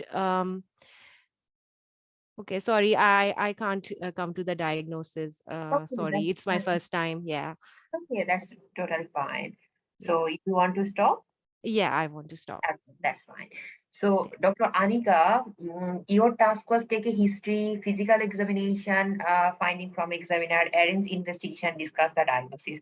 So when you finish the history, you should come to your examiner and ask about PF finding. Okay, so coming to the history, if you are beginner, so my advice for you guys, just follow the structure. Okay, in here you need to ask details 5P question. Did you ask me about my partner related question? My P, you asked me about pap smear question, like using barrier method or not. Here main thing is missing, that is history of presenting complaint. So whenever you started your case, you should start asking about history of presenting complaint. Here your patient complain about lower abdominal pain, you should go for, like many patient follow Sikora, Socrates, Sorsara, whatever is convenient to you, you can follow. Okay, so is it for the first time or not, any aggravating relieving factor, any associated symptom, you should ask. Okay, so let's discuss the case in here. So Janila coming to the emergency department due to lower abdominal pain for a few hours. Task is history, PFP, arrange investigation, discuss your diagnosis and management with the patient. So here, what could be a differential if patient coming to you in ED, lower abdominal pain? It might be pregnancy related, like any ectopic pregnancy, any miscarriage, like incomplete, complete, miscarriage. It might be PID, rupture ovarian cyst, torsion of the ovary, Michel-Marsh syndrome, ovarian tumor. Along with that, it might be surgical condition as well, like appendicitis, diverticulitis, UTI, any renal stone. Okay, so coming to the history of presenting complaint. So as I mentioned, you should start with the history of presenting complaint. Your patient present with you abdominal pain. So you should offer painkiller after ruling out any allergies. And for you, I need to tell you guys again, based on your exam pattern, if you are going to give your exam face to face, don't miss to ask your examiner about vital sign. at the beginning of your case. But if you're planning for online, no need to ask. Most of the time it will be given on the stem. Okay. So here pain question. So site of the pain, onset, when it happened, radiation, characteristics of the pain, either it's a dull, crampy, or in like constant, on and off. You should ask severity. How you rate it? 1 is the lowest pain, 10 being the highest pain. Any aggravating relieving factor, associated symptom. Okay, those are the history of presenting complaint. Now, first time or not. Coming to the associated feature. So associated feature, it depends on the differential. So if you are thinking it might be PID, you should ask about fever and PV discharge. Any itchiness? You should ask. Or did you feel any heaviness on your down below? How about your bowel bladder question? You should ask details about urinary symptoms. Okay. While you are passing urine, do you feel any stinging or burning sensation? How about your bowel habit? Any recent diarrhea, constipation did you notice? And you should ask while you are doing intercourse, did you feel any pain or any blood coming out after the intercourse? And while you are passing urine or stool, do you feel any pain? So those are your key questions you should ask about. Okay. 5P question, very, very important. So period question, when was your last menstrual period? Are they regular? Any bleeding, any pain in between your period? Okay. Pill question, are you in any contraception? Are you using any condom? Okay. Coming to the partner question, are you sexually active or not? Do you have a stable partner? If you ask about do you have a stable partner, you should ask like how long you are in a stable relationship. By any chance, previous history of multiple partner before. Any have you done HPV screening? Okay, those question and any previous pregnancy miscarriage before. General health question, past medical surgical history, allergy question you should ask. So in here, your PFE, in here the PFE, you should ask about, whenever you are asking about private question, you should definitely give confidentiality statement. So here, general appearance, any pallor, dehydration, jaundice, you should rule out. Then vital sign details, blood pressure, pulse rate, oxygen saturation, respiratory rate. Temperature is very important because here temperature bit high. Then you can do head to toe examination, but our main focus should be abdomen pelvic examination. So abdomen, on superficial palpation, can I appreciate any tenderness, any organomegaly? Then you should mention about some special tests to rule out other acute surgical emergency like appendicitis, cholecystitis, those stuff. Along with, you can ask about renal angle tenderness to rule out pyelonephritis. Okay. After that, you can ask like you can check bowel sound, either it's audible or not.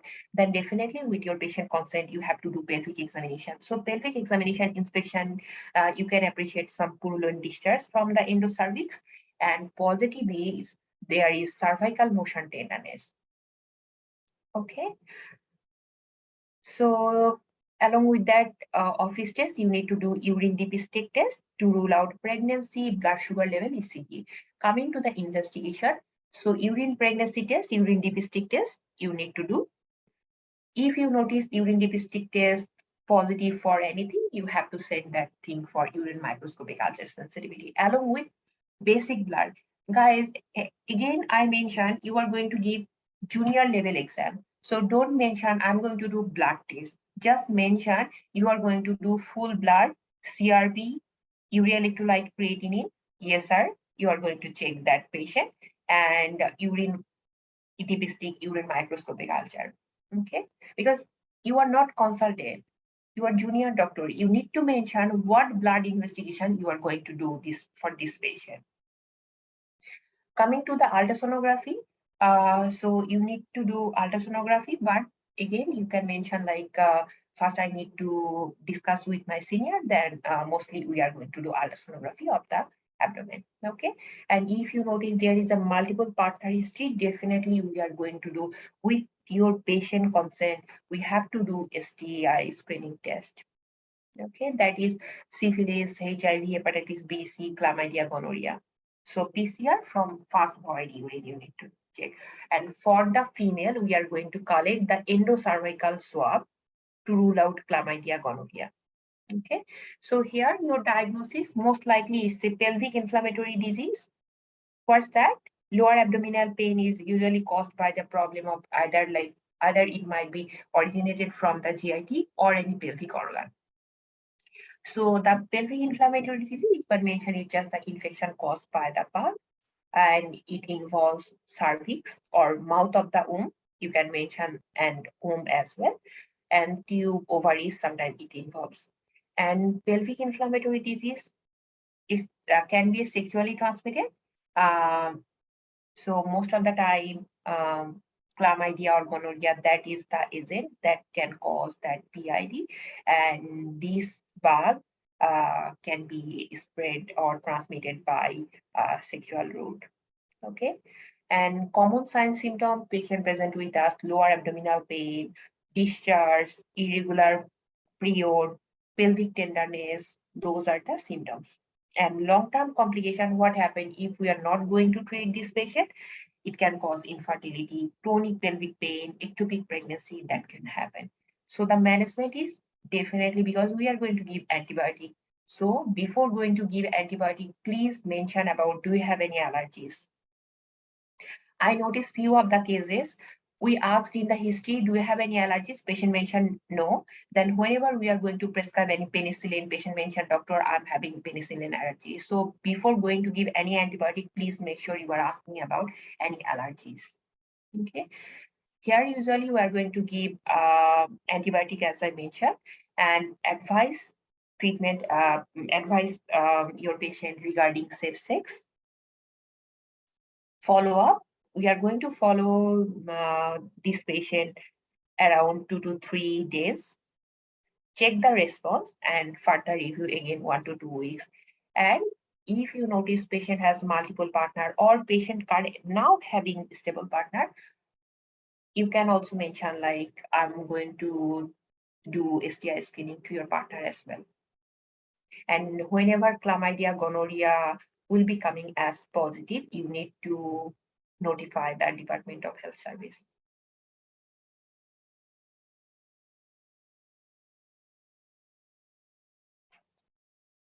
So based on the treatment, it depends on like mild to moderate, moderate to severe. Okay, so you can mention like antibiotic.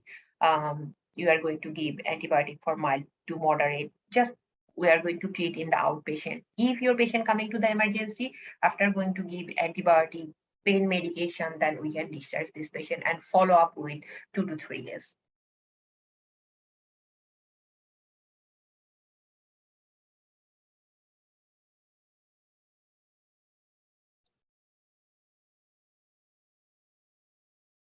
If you can mention the antibiotic name, that would be nice, but no need to stress, because many times we forget the antibiotic name, like either it's a combination of azithromycin, ceftriaxone, or which one we are going to give.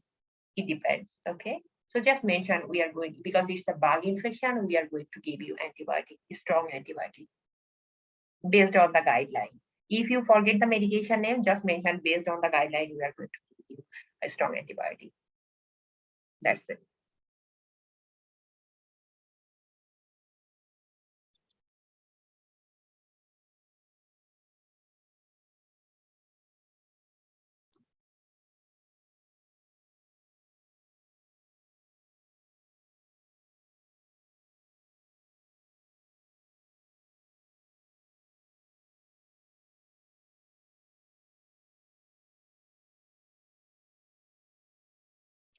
Any pregnancy, do we need to say investigation name in layman term, or we can say, just you can say, I'm going to do blood workup or some blood investigation, like doing full blood count, your body's infection marker, your body's salt electrolyte level check, those things you can mention. How can we discuss management without test? The thing is that there is an office test, okay? In physical examination card from the examiner, there is one portion, we call it office test, urine dipstick test, blood sugar level, ECG, and urine pregnancy test. Whenever you did urine pregnancy test, your examiner will tell you like it's negative. So you already know that it's not pregnancy related, and cervical motion tenderness positive, along with the history, physical examination, you are going to give most likely diagnosis.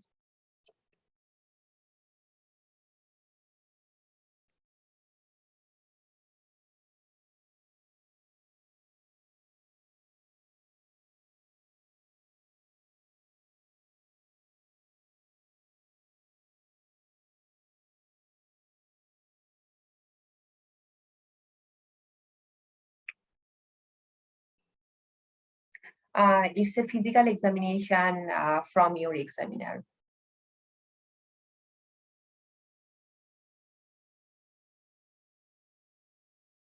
Okay, who will be the next one?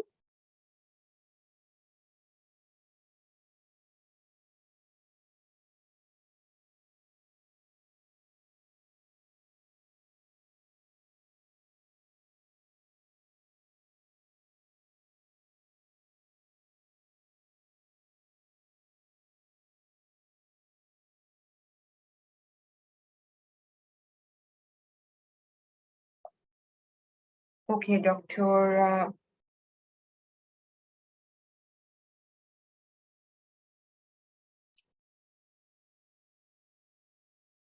Who is admin?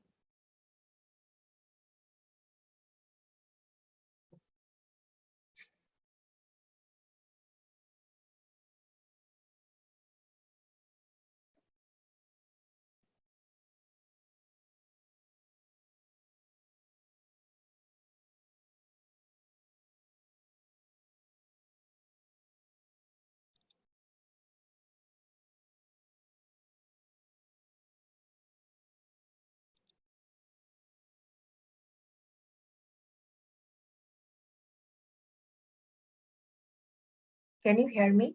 I already unmute you.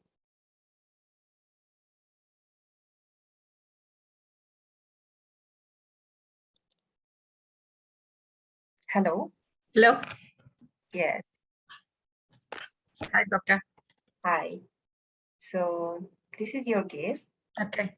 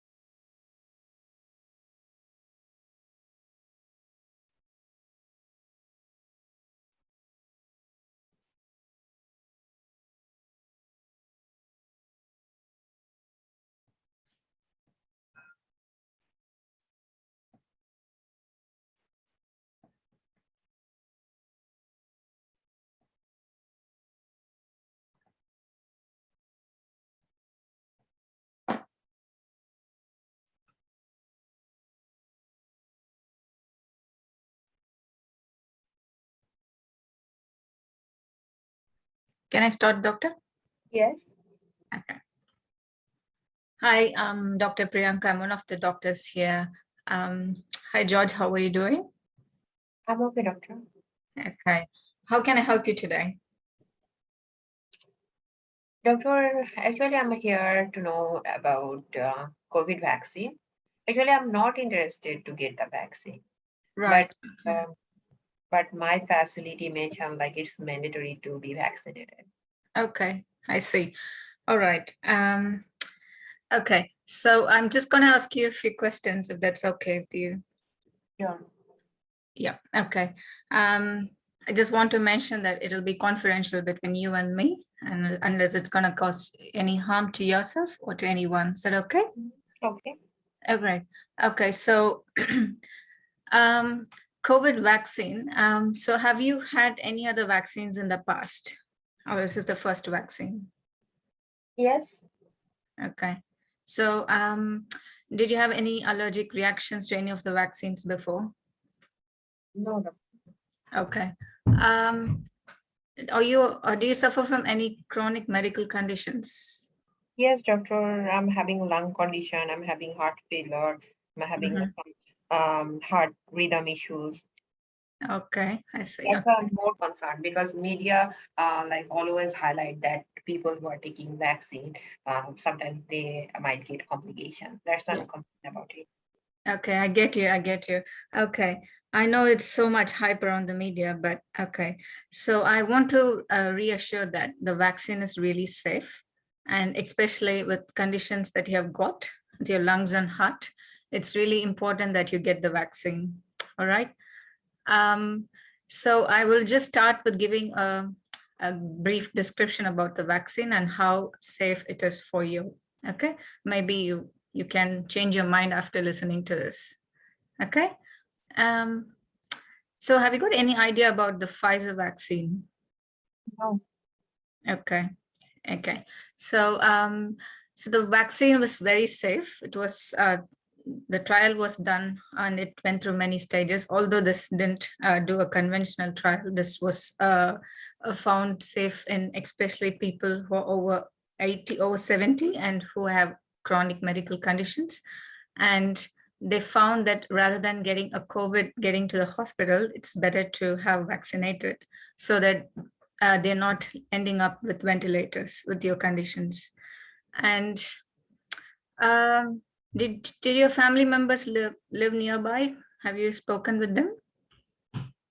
No, doctor. I don't have any family.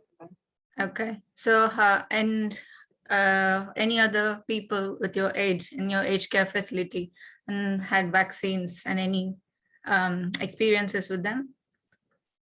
Many people already took the vaccine, but I'm afraid about my past medical history. Okay. And I'm sure you are taking your medications regularly for all your conditions. Is that right? I try to take it. Okay. All right. Okay. I strongly suggest that you should take this COVID vaccine just because on the safer side, you're not getting the bug and you're landing in the hospital. With the vaccine, you might feel a bit sick than compared to other people, but you will, I'm sure that you'll be really protected from the COVID itself. Even though you get COVID after your vaccine, you will not feel that bad.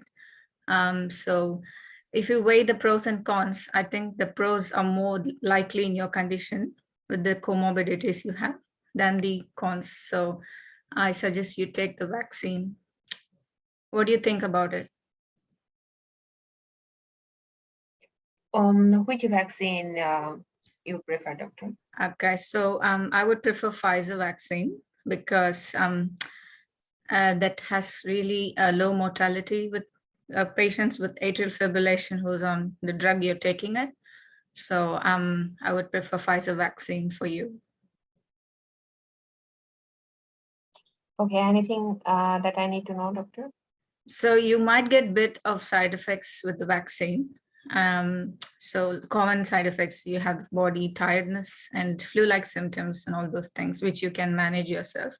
But if you do get a really sick kind of chest pain, because you already have a racing heart that you're taking medications for. So if you experience any sort of this condition, then you need to come and see, you need to go to the emergency quickly. But it's very unlikely that you will react to the vaccine. So most of them who haven't had any reactions. So you will less likely to have any reactions. But it's important that you know all these stuff before you get the vaccine, Pfizer vaccine. Okay.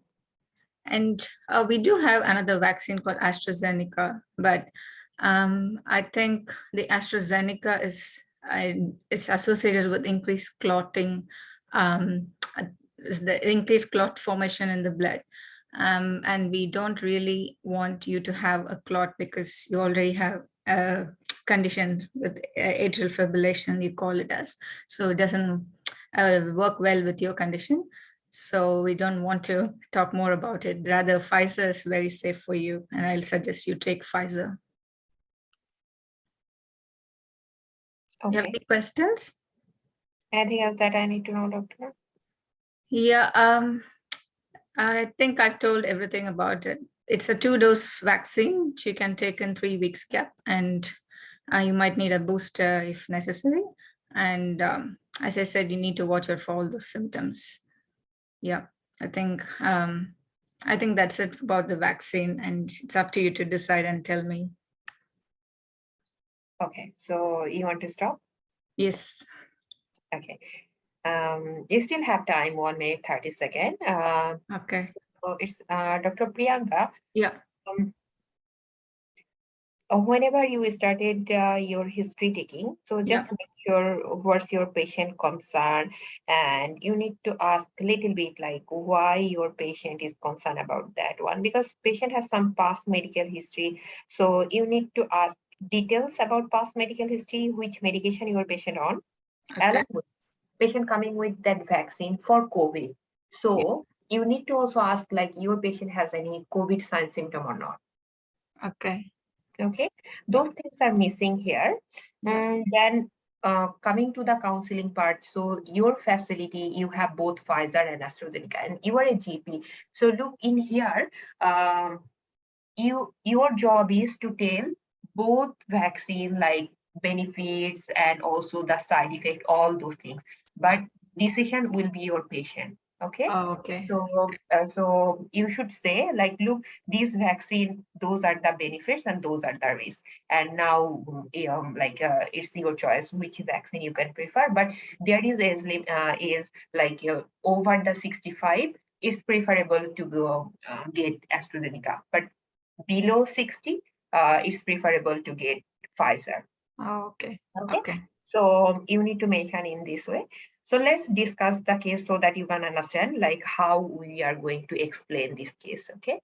So here, 80 years old George in his care facility, not vaccinated against COVID. You have AstraZeneca and Pfizer at your facility. So task is history, counseling regarding the vaccine. Patient actually wasn't interested in getting COVID vaccine because he had some concern and he has some past medical history as well, and he's on some medication. As a GP or as a doctor, we are just mentioning all the medication, risk, benefit, those stuff. And at the end of the day, it's your patient decision. Okay. So history should be very concise, but you should cover important points. So first of all, you have to ask, do you have any COVID sign symptom right now, like any fever, sore throat, loss of smell, cough, short of breath, chest tightness, or any noisy breathing? Coming to the any history of anaphylaxis before, or do you have any allergies? Previous vaccine, did you have any anaphylactic reaction? Okay, or any side effect, you should ask. Now coming to the heart problem, your patient, you should ask because Pfizer can cause like myocarditis. You should ask about chest pain, chest tightness, any abnormal heart sound, palpitation, dizziness, fatigue, fast breathing. You need to rule out that your patient is not having any myocarditis or pericarditis. Any history of clotting problem before. You should rule out all the contraindication of the vaccine in the history. So that's your key point. Family history of clotting problem, past medical history. So patient has COPD as well. Patient has atrial fibrillation taking apixaban. So I always prefer, if my patient is taking medication, I follow DISCO. So DISCO, you should ask about duration, how long you are taking that medication, I for indication why you are on this medication, S for side effect, Did you notice any side effect of the apixaban, especially any bleeding anywhere else of the body? C for compliance. Are you taking this medication with the regular prescribed dose? And O for over the counter or any other medication. Any history of DVT, pulmonary embolism, or any immunosuppressive condition. Now coming to the Pfizer, both vaccines are available in your facility, so you have to explain both. So Pfizer, which is a vaccine that can prevent people from becoming ill from COVID-19, the mechanism you can just explain in one line. Okay, so just mention that Pfizer vaccine does not contain any live virus, so it cannot give you COVID. It just contains the genetic code for an important part of this virus. We call it like spike protein. After getting the vaccine, your body makes copies of that protein, and your immune system already learned to recognize and fight against the virus. So that's the mechanism. Dose usually like primary course, 2 dose initially, 3 or 6 weeks apart, but we are going to give booster dose as well. People who are over 16 years and older, we are going to give booster dose. And booster dose, generally, we are going to give like 3 months or more after the primary course. And you should mention vaccine is voluntary and it's a free of cost. So benefit of the vaccine, you need to tell your patient like what could be the benefit of the vaccine.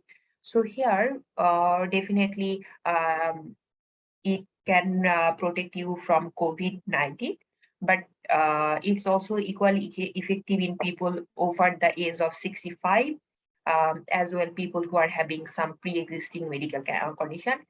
All those things are equally effective, okay? And it's basically protect you from the COVID-19. 2 dose will give you improved protection, but like research mentioned that if you are taking booster, so it will be more effective. But no vaccine is 100% effective. So it is still possible that after taking booster, you might get ill with COVID. But research or like extensive research showing that people who are taking vaccine or taking booster dose already, like even though they might get COVID, but their symptom is very less or mild. Okay, but still you need to follow general advice, that is like after vaccination, if you are concerned about it, you should follow physical distancing, hand washing, wearing face mask, those things. Okay, now coming to the safety of the vaccine. Many media or many media sometimes mention that, or we notice like few of the cases, Pfizer, that COVID vaccine have some rare risk of heart inflammation. We call it like myocarditis or pericarditis. Your patient has the right to know the side effect of the vaccine, okay, or what could be the risk. So Pfizer can cause myocarditis or pericarditis, but again, you should mention it's very, very rare risk. And we always think benefit outweigh the risk. So vaccination is still recommended for all the eligible age groups. Coming to the who can receive the vaccine. People aged 5 years to older, they can receive Pfizer vaccine as a primary course and definitely booster dose as well. So as I mentioned, booster dose after finishing primary, like after 3 months, you can receive booster shot. Who should not receive the vaccine? Again, you should mention to your patient if you are having previous anaphylactic reaction, especially first dose of Pfizer, or if you have any serious adverse reaction or any of the component of the vaccine, like including polyethylene glycol, you can mention. So you should not receive that vaccine.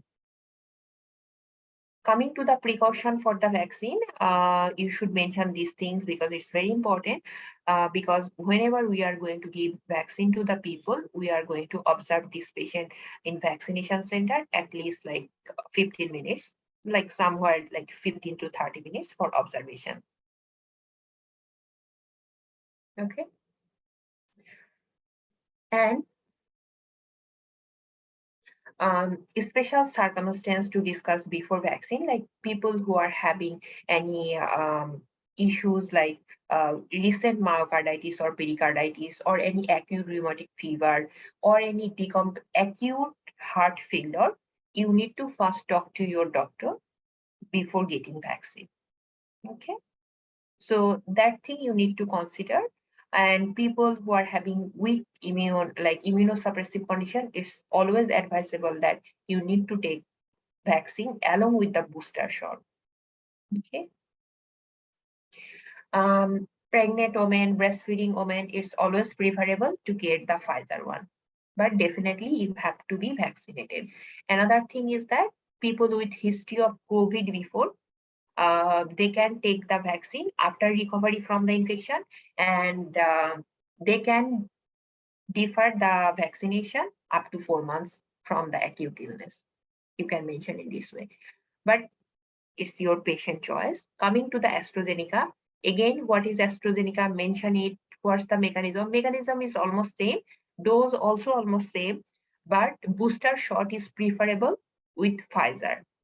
Okay, but if Pfizer or Moderna are not available in the facility, so that time AstraZeneca can be given. And definitely AstraZeneca also voluntary and free of cost. Benefit of the vaccine, same.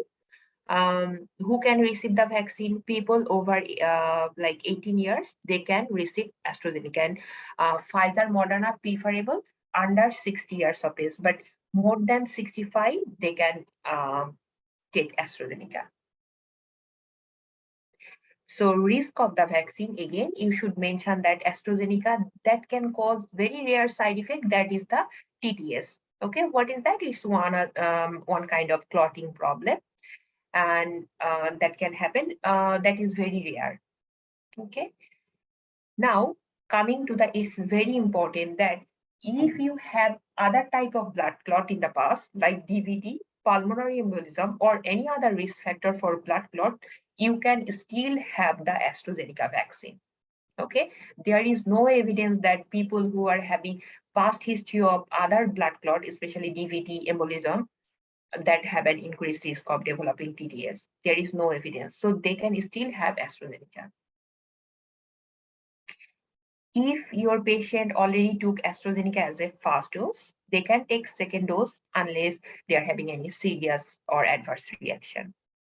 Okay, who should not receive that vaccine? Again, mention anaphylactic reaction from previous vaccine or any of the vaccine component, or a history of capillary leak syndrome, TTS before. That patient should not receive this vaccine. But precaution you should mention, whenever we are going to give vaccine, we need to observe this patient at least 30 minutes in the observation center. So that's the case. That's basically Pfizer, AstraZeneca, or basically it's the COVID vaccine counseling case. You can mention like that Pfizer, AstraZeneca, both are available. Now the decision is yours. As I mentioned, like people over 65, they can take AstraZeneca. People below 60, they can take Pfizer. So it's your choice, which one you prefer.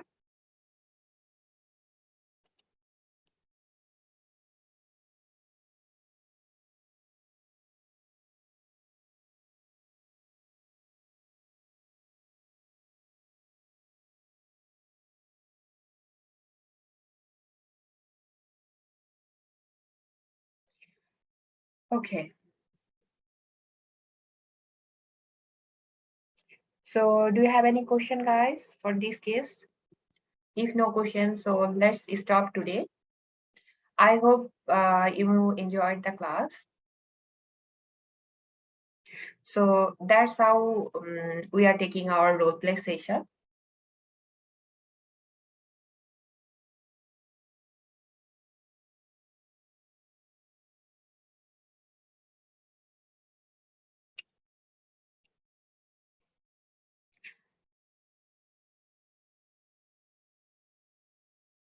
And nowadays, it's not okay to handshake your patient.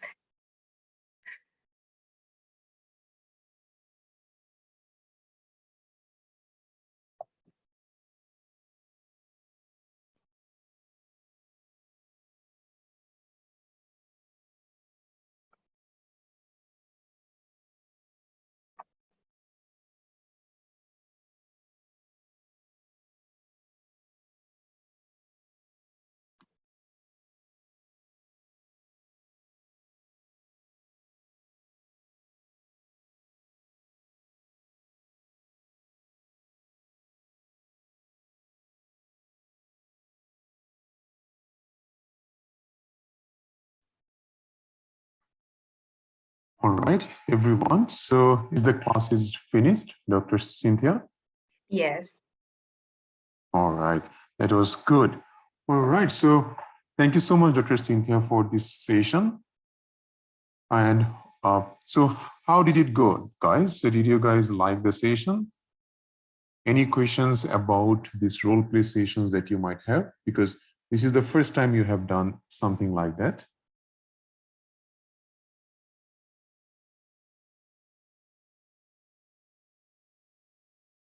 Yes, this video will be uploaded in the Facebook because this is a free session. Unfortunately, the slides are not accessible if you are not a part of the course. If you are the part of a course, then yes. Yes, some cages will be totally new because as we say that these are random sessions, which means that the cages that you are going to do will be totally new.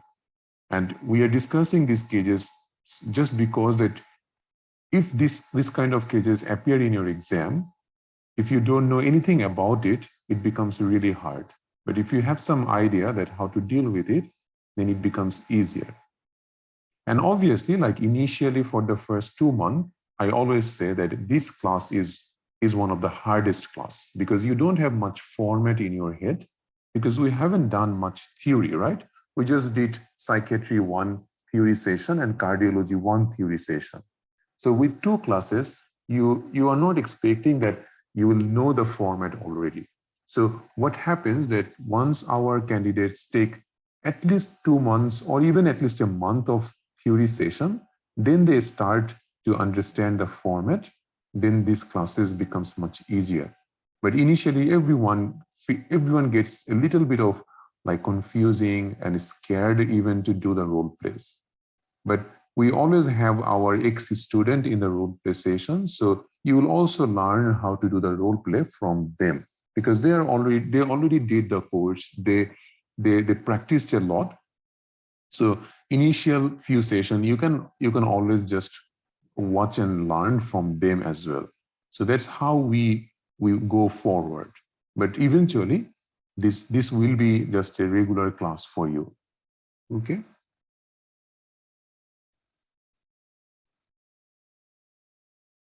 All right, so that will be the end of today's session. I obviously hope that you enjoyed it.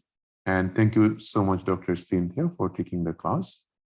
And also, don't forget that tomorrow we also have a very informative session, which is your like a career guideline session, which is going to start at 8 p.m. Sydney time. So we are going to discuss about the pathway of registrations and jobs, everything. So that will be a very important class. Those of you who are in Facebook, just let me tell you that this class will not be in your Facebook tomorrow. That's only accessible via Zoom. So if you don't come to the Zoom, you will miss that. And there is no recording of that class as well.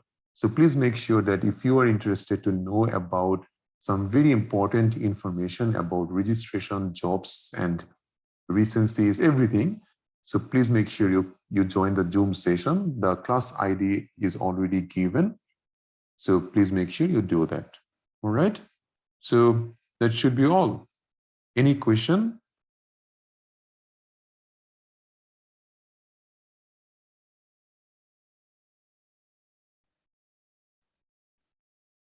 All good then. So we will stop it here tonight. Have a good night. Thank you all.